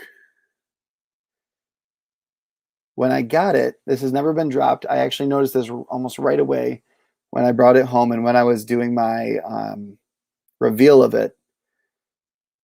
If you notice in that top corner right there, it's out of alignment. And it's not in there properly. You can see the gap get bigger as you go up. And then on this side, you can see how it's not where it should be. Now, I don't want there to be a crease on the back because it's pushing on it. You can see how that line kind of cuts through right here, from right down here to right up here. That's one of my biggest things with this book is this is one of my favorite books for my son. I really want to keep it in pristine condition.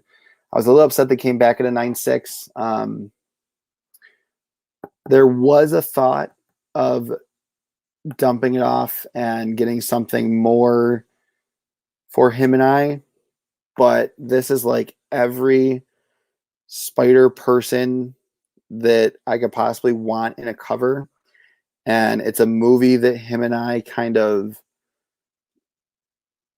enjoyed the most when we were on lockdown and my wife was still working and he was staying at home with me. We watched it almost every single day. So I had to keep it. I do want to know if there's any way I can fix that. I don't know. I'm going to keep that right here for right now. But that's one of those books that speaks to me. He went to the comic shop with me when he was a baby, and we bought that with him there.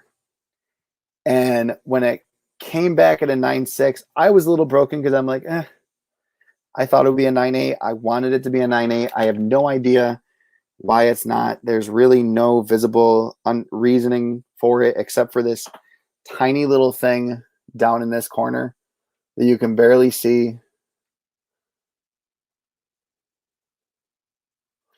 And for that, we thought it was going to come back a 9.6. We weren't quite sure. But honestly, I'll never sell that book. Like, never. So that's why I want to get the Spider-Girl book, because it's one of those books that's going to be in my personal collection. And I want to get it before, like we said, it jumps up in price to the unattainable level. It's probably already started to go up. I honestly haven't checked it on eBay yet. I would love to see what it's gotten to. I think a 9.8's like at $600 right now. But it's one of those books that I'll probably buy raw, get it graded, won't care about the grade, just like this one. If it goes up in value, it doesn't matter. As long, like I said, as long as it's an 8.0 or higher, it won't matter to me. Because when it comes to my personal collection, 8 or higher on modern books. That's my cutoff.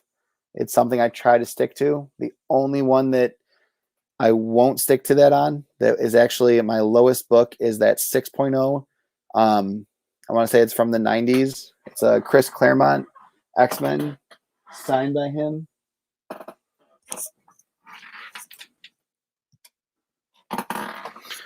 Sorry, it's actually from 81. So still, I wish it was an 8.0. But it was a giveaway win. I can't complain.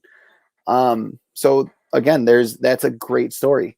That's one of those things that's just, it will always be in my collection. It kind of reminds me of when my dad and my uncle were collecting comics in the 80s and all of that. Dude, I totally agree. That's the reason I buy 2 Deadpool or 2 Venoms. And when I do buy Deadpool or Vader, that's why I buy 2 of them. Because I know somewhere down the line, if it does get big, I will sell it to buy another one or buy something else. So I buy 2 of them just to be on the safe side, because I don't want to have that really expensive book and be like, crap, I want to keep this. But at the same time, if I sell it for the $1,000 it's worth, that's $1,000 that can go back into the hobby, and it pays for itself right off the bat. That's the only reason why I'll do that. But yeah, that's kind of why I chase grails, and that's how I kind of choose my grails, is what speaks to me. So I start by talking. That's step 1. Step 2 is figuring out where I want to get that Grail from. So I immediately go to my local comic shop. I go to Chet and I ask him, sorry, I'm just writing something down real quick so I do not forget.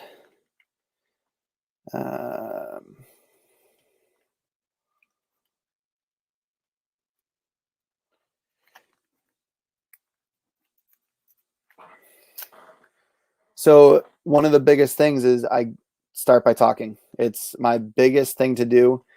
And then once I have those conversations and I figure out what Grail I want at that moment is I need to create a want list, and I need to create a how much I want to pay for it list. And I need to know what's the lowest grade I'll get it in. So that's where I kind of start next is my want list.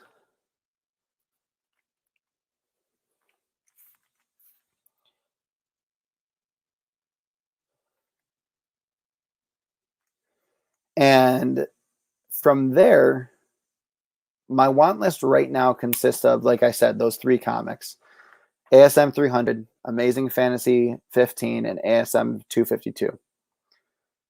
Then I have my minor keys: ASM 14, ASM 1, which isn't really a minor key. I know Amazing Fantasy 15 is a major key. ASM 1 is a major key, but it's a minor Grail to me. It's the very first Amazing Spider-Man.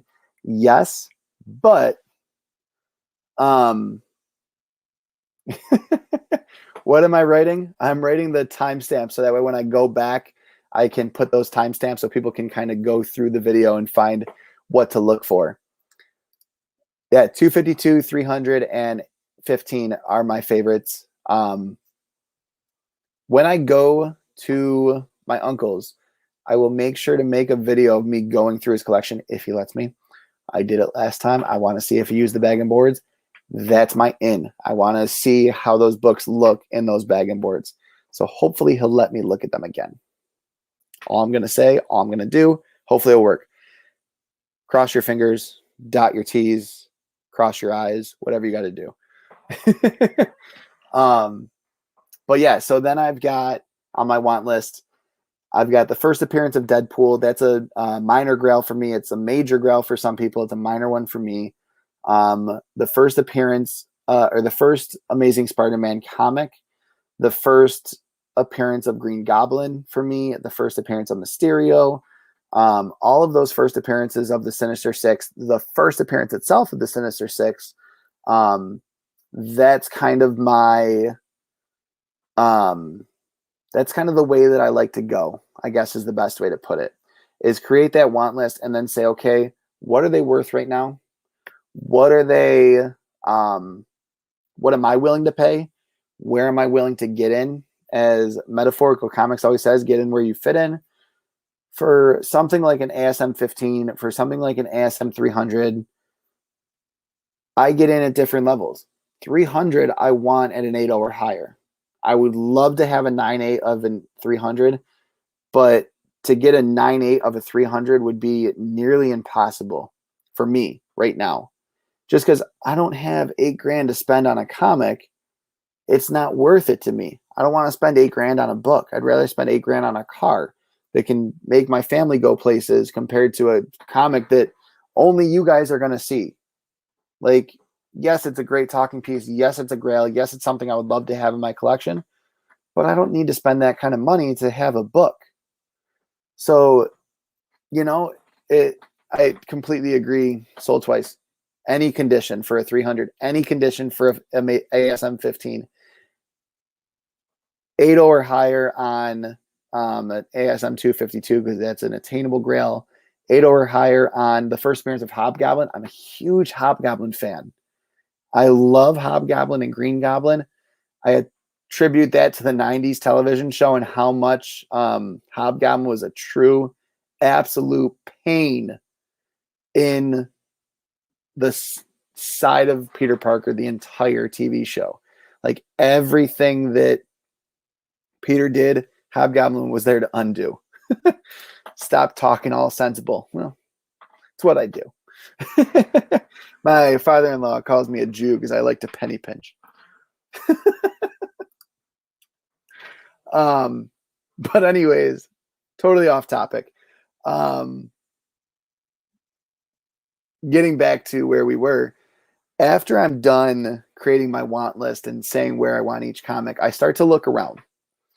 The first place I start is eBay. I like to see what it's selling for it currently, the condition that it's selling for those prices. I like to see what everything is worth. I like to see where stuff is going. And then I kind of start searching. I do my due diligence. I wait. I'm a huge believer in, if you wait, good things will come. Honestly. Good things come to those who wait is the saying I'm looking for.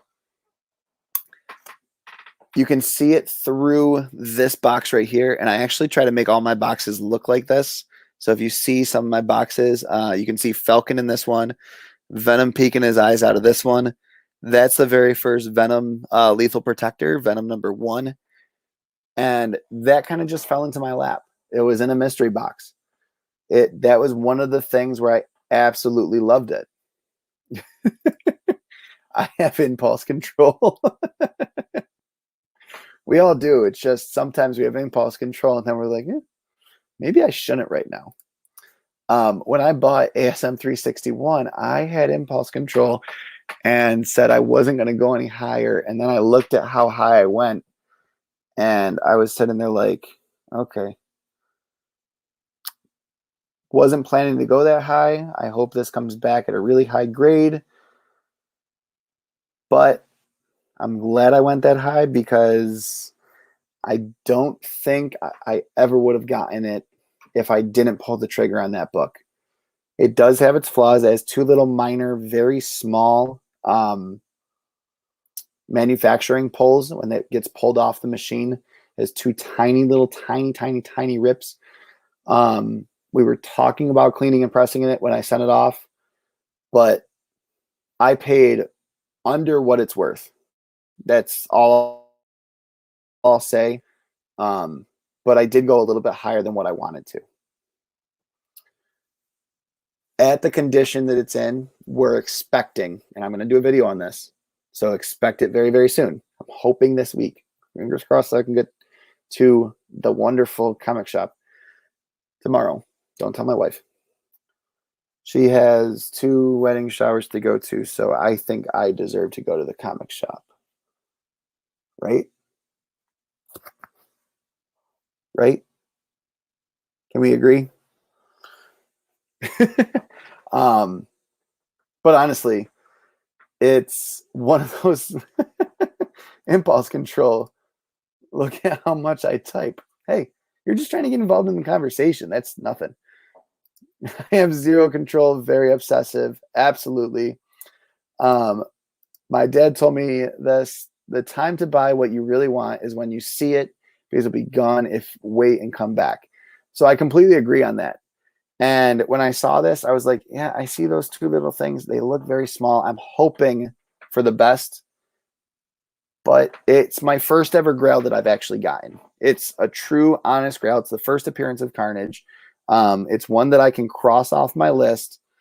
And I don't like those people who are like, oh, this is my list for 2021. I'm going to get all these books in 2021. That's great. I don't have money to spend getting 10 Grails. I also don't have 10 Grails that I want. Like I said, these books are very minor Grails. Like that Thor 5 right there is a very minor Grail. Having the Reverse Flash on a standalone cover is a very minor Grail. Having Nova #1 is a very major Grail to me because I love Nova. I love that character. I don't read a lot with him in it, and I wish that I read more with him in it. But I do love that character. Such an interesting character. But honestly, it's one of those things where it's like, you got to wait. You got to wait for the price to be right. You got to wait for every little thing to fall into place. And this is kind of where I go next, because eBay and other things like that, where you have some time to think about it. It's Instagram isn't this way so much, except when it's a claim sale. And YouTube definitely is not this way. YouTube is a very hard, fast sell and buy and do it this way. When you have time like you do on eBay or a claim sale on Instagram, you can kind of take a second to think. So this is what I do next. I send off some pictures. I ask for some more pictures. I start a conversation with the seller. I have that conversation. I almost bought a New Mutants 98 this week. So close to buying it. I couldn't pull the trigger. I didn't pull it quick enough. I kind of kicked myself, but I can't have FOMO. I can't. I can't. Can't have FOMO about it. It's one of those things where I kind of have to get over it and move past it.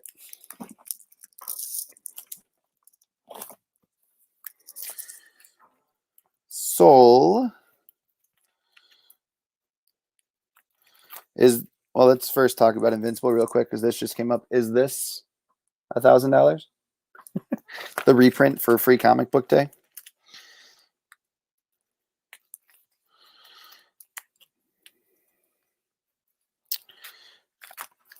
So this book is another book that is a very minor grail. Spider-Man 2099, #1.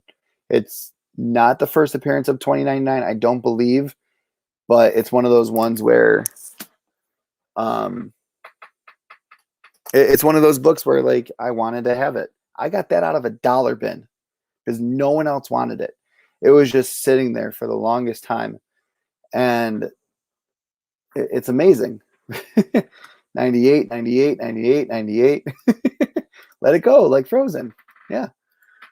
I just bought 3 pieces of artwork off an eBay seller by starting a conversation with them.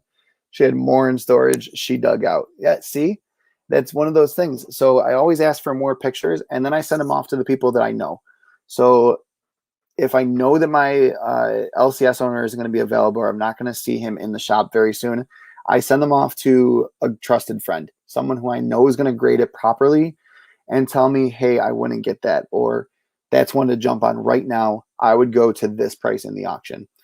That's how I got my ASM 361. Mark from Legion of Comics was a huge helper in that because I actually jumped on it so quickly that I basically said to him like 5 million times, hey, is this the book? Is this the book?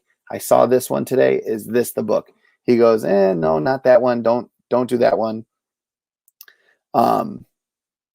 So there was just all different things. And I'm like, okay, not ready to jump on it. I saw the ASM 361 that I ended up getting. And I said to myself, you know what? Self, this might be the book. It has some imperfections, but it's probably a 9.0 or higher. It's got to be up there. Pages look crisp. Everything looks crisp except for those 2 little spaces. I showed it to my local comic book shop guy. I'm so glad that I had some conversations beforehand. I'm so glad I asked for more pictures from the eBay seller. And from there, I went and just said, time to pull that trigger. And I'm watching the auction. I'm like, I was literally having anxiety watching the end of that auction. I was like, okay, I went like $10 higher than I planned to go. I know what it's worth. It's not a newsie. I wish it was a newsie. Someone's going to outbid me. Someone's going to outbid me. Someone's going to outbid me. It's at 10 seconds. Someone's going to outbid me. And then I won it. I'm sitting there like, oh my God, I just won a Grail. And then the realization kicks in. I won it. I won it. I won it. Like,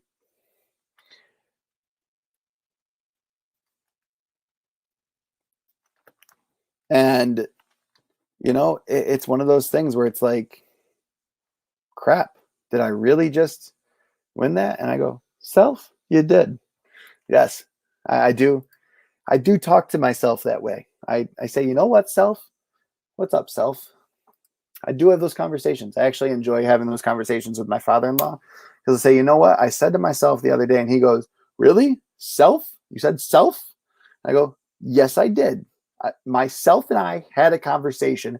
We talked back and forth, and every time the other side of my brain talked, I went from here to here to here to back. And it's one of those things where it's just so funny. But honestly, you have buyer's remorse as well as anxiety, as well as everything when you pick up a Grail, because you are concerned, and rightfully so, because it could go one of two ways. It could get graded at a 10-0, or it could get graded at a 0. Honestly, only two ways it can go, right? No, but seriously, it's definitely one of those things where it's like, okay, we need to I can totally see that too. Honestly, it's one of those things where it's like, you know what, Chris, you really thought this one through. Good job. Way to go. Dude, I'm pumped too. I can't wait to get it back. I want to go live when I get it back. I think I will. I'm not quite sure though. I'm a poet and I know it. Anyways, so yeah, that's like that last step is getting it in the mail, opening it up, taking a once over. The one thing I don't do is I've already gotten pictures of it. I've already seen it. I know that I'm getting it graded because it's a Grail. It's one of those ones that's going to stay in my collection for a long, long time. Is I don't open it. I don't. I do not open the bag and board. I don't want to introduce any possible imperfections because I would probably yell at myself. I would start screaming at myself, honestly. So I literally took the box that I knew it came in, brought it to my local comic shop and said, please open this. It is my very first Grail. I need you to do it because I'm afraid to screw it up. Honestly, it was wrapped in so much bubble wrap that it took us a good 5 or 6 minutes to unwrap it. I wish I videoed it. And it was 3 or 4 of us all standing around it. I didn't say what it was. The owner was there, Ken was there, and then like 2 or 3 other guys in the shop were there. We're all opening it up, and I'm like, I won this. It was amazing. It was such a nice ride to win this. I want to submit it to CGC, but I don't know if it needs a clean and press. And I know there's some imperfections with it. That's all I told them. And Chet immediately looked at it and said, I want to watch you cry when you get it. I'm hoping. I'm hoping that it grades so high that I don't even expect it, in all honesty. I wish that like those manufacturer imperfections could still get you a 9.8 because no one can control it. And I mean, it's an error. Who can blame you? But anyways, we opened it up. I showed it to him and he's like, okay, let me show it to Mike. And for those of you who don't know, I've talked about them on the channel before a little bit. It is Retro Recollectibles. Retro Recollectibles is an amazing, amazing shop. Honestly, absolutely amazing. Go to sellingcomics.com.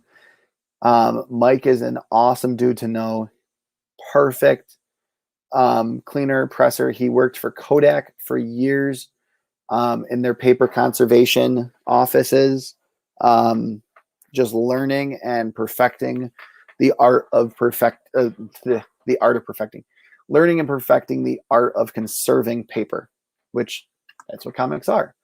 So he doesn't consider himself truly a clean and presser. He considers himself a conserver of comics, someone who cleans, presses, and makes them look newer than what they are. And I have a quick video on what he talked about for a little while on my channel. It's definitely a video to go check out, so make sure you do after the live, of course. And honestly, we opened it up. He told me he wanted to have Mike look at it. I said, go right ahead. I mean, $12 for a Grail. I can't say no. And Mike said to him, and this is why I was so excited, was I've seen books come back more damaged than that, more manufacturer defects than that, bigger defects than that, come back at a 9.6. I do not believe that a clean and press would help this book. So we're not going to. I said, fine.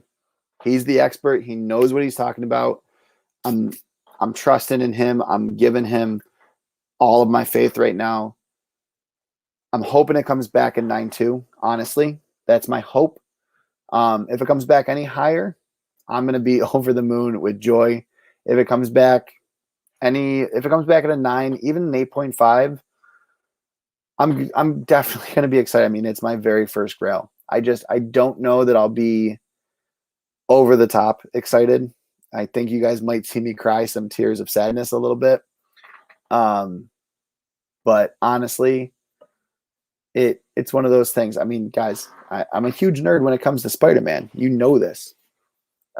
Come on. But honestly, it's one of those things where you just kind of got to roll with the punches and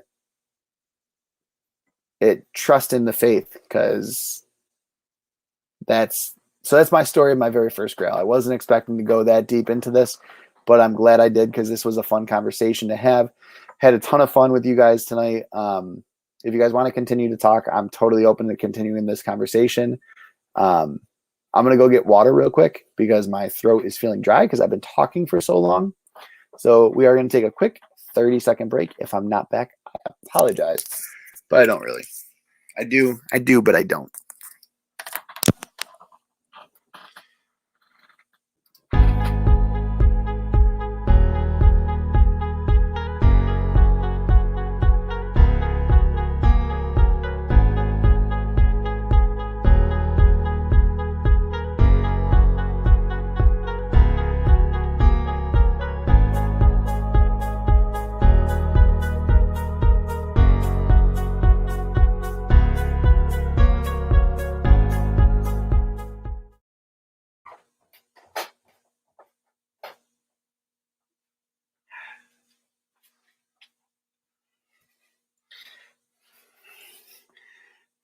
Thor.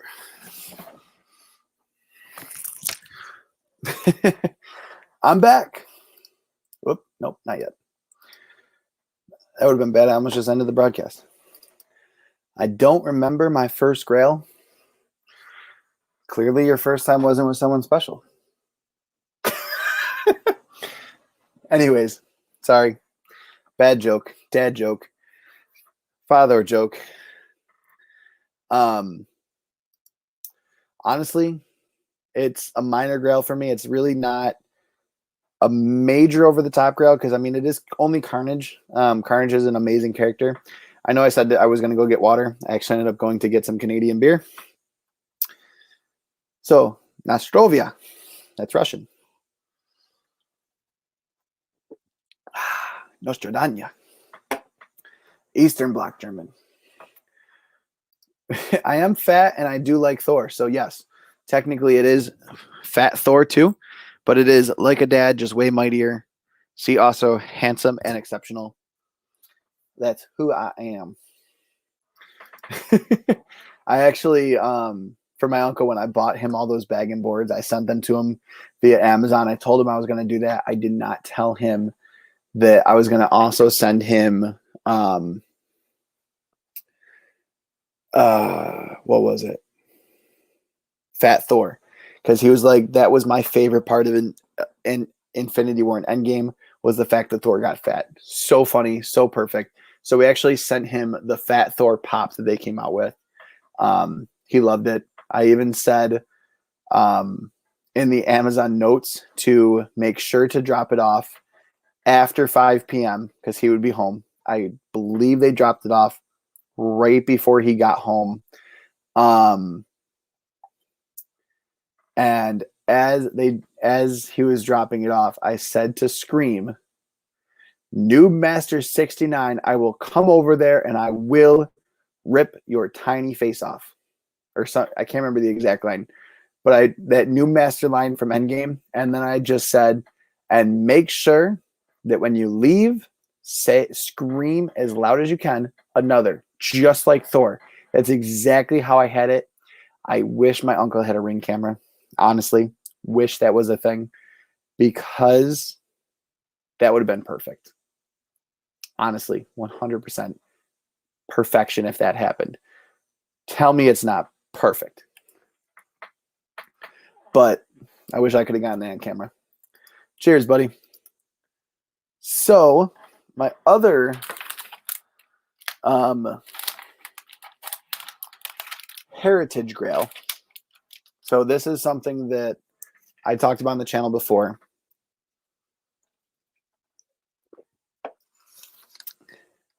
By heritage grail, I mean part of me, part of who I am as a person, part of my ancestry, something I actually didn't have on my grail list, something that isn't worth a lot, but it's actually a really cool book.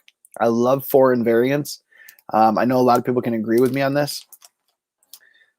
First real grail was probably either More Fun 54 or All-Star Western 10, maybe Spiderman 101. More Fun 54 sounds really familiar. I don't know what All-Star Western 10 is. Let me know what is so special about those. I would love to know the story behind that. That's really cool. And Spiderman 101 is awesome. Is an awesome book. So my heritage grail, one that I didn't even know that I wanted until I got it. It was part of a mystery box, an Ultimate Spider-Man mystery box, is this beaut. It is Ultimate Spider-Man #1, German edition, at a 9.8. So there are very few of these on the census. It's actually almost impossible to find this on Go Collect, but it is a 9.8. It is German. Literally every little bit about it. Marveled their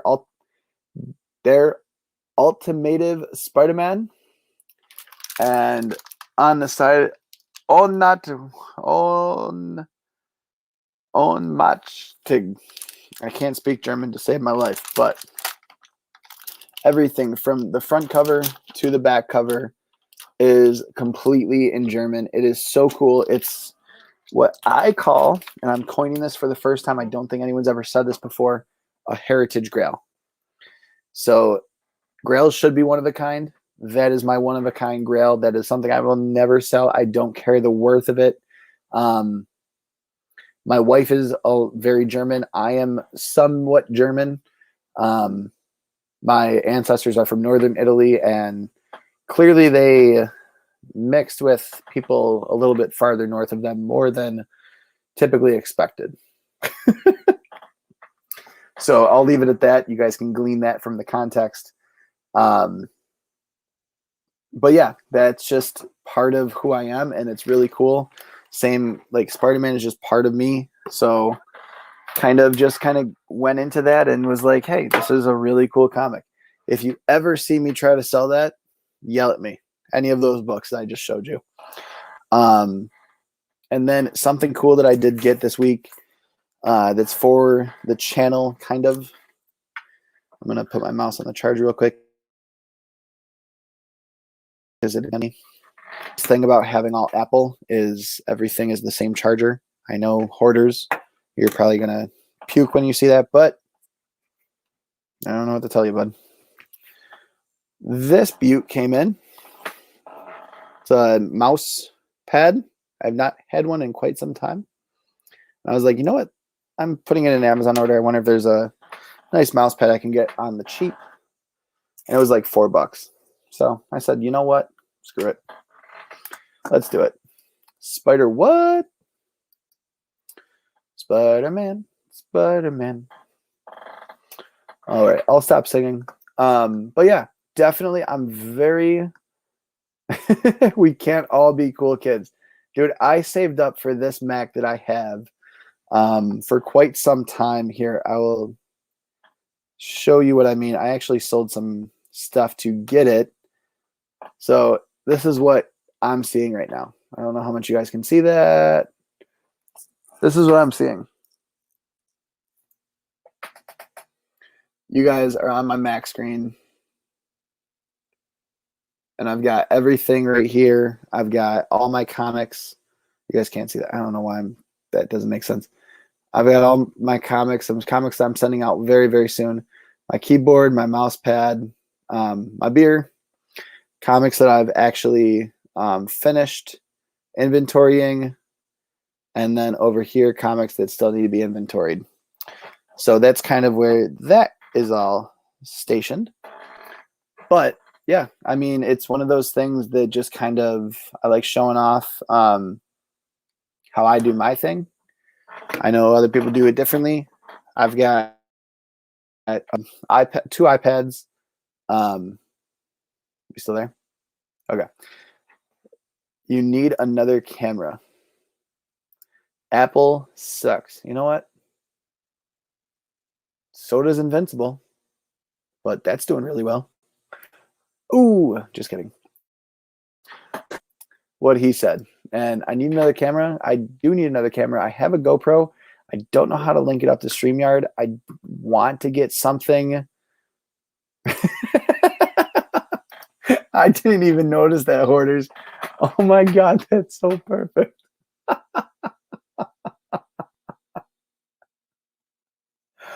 Oh, that's amazing. It's getting late. We can tell. All right. Cheers to that. Anyways, so going off of Spider-Man, it's actually, I love the story behind Spider-Man because he's like that underdog that made it big. And it's very interesting to hear people talk about Spider-Man and where it can go from here and what it can do. And I love it. It's amazing to hear Stan Lee talk about Spider-Man. And I'm going to get into this in a video. I definitely want to continue to talk about this. But here's just a little sneak peek that kind of will speak to where my next video is going to go before I end this live stream. So let me make sure that I'm sharing this properly because I don't think that I set it up for that when I did the original share. And then we will be done for tonight. Yep, share audio. There it is. Idea that you genuinely think is good. Don't let some idiot talk you out of it.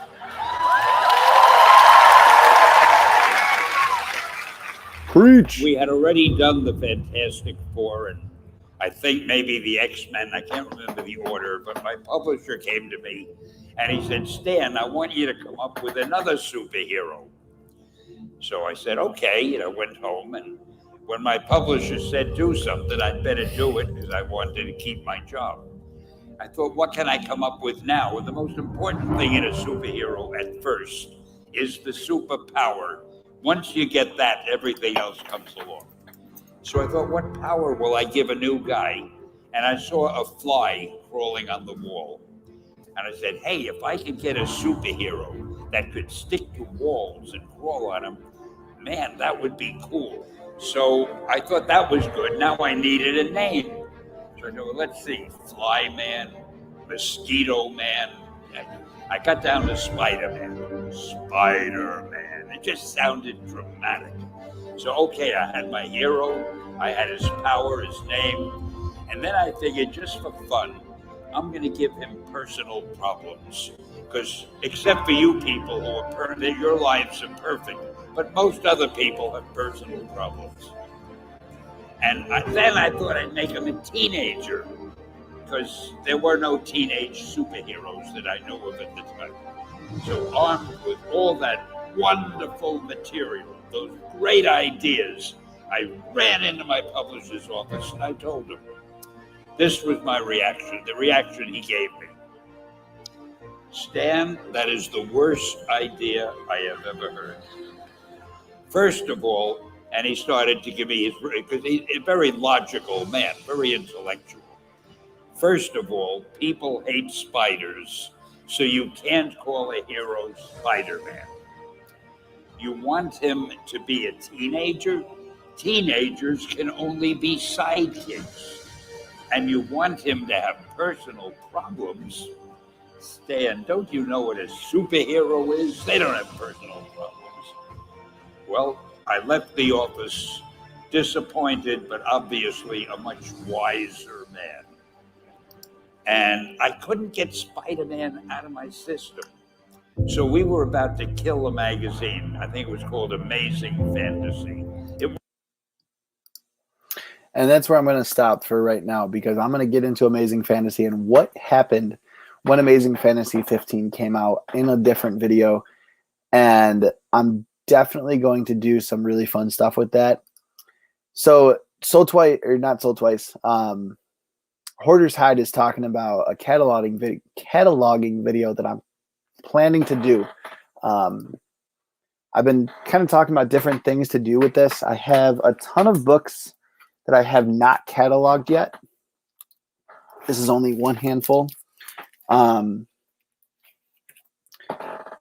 I'm actually going to do like what I do to catalog my books, and then have you guys in the chat just like right now. So I'm kind of thinking about doing that for a Friday night video. Not quite sure where I'm going to do that, how I'm going to do that, but it will be here on YouTube. It will be soon. I will put out something this week about when that will be, because I really want to have a really awesome following with it. And I want to kind of build something with it. I think that would be a ton of fun.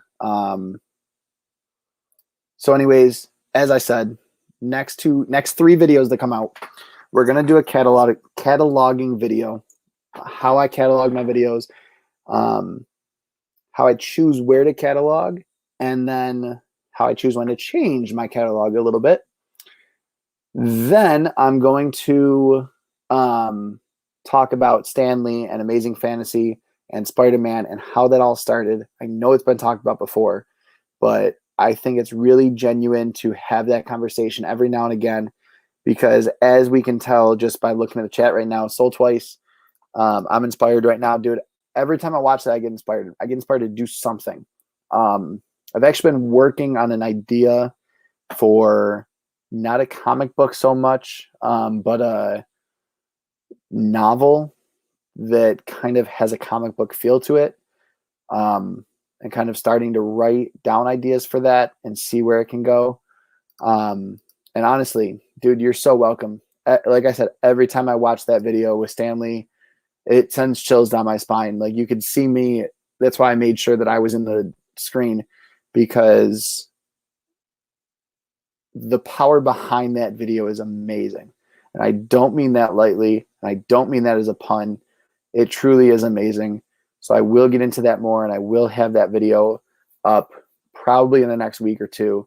I might do that as my next, or not next Friday's live stream, but the June 25th live stream, because I will be visiting family. So I won't be doing a live stream that night, but I still want you guys to be able to have something to watch. So it might just be a pre-recorded live stream that night.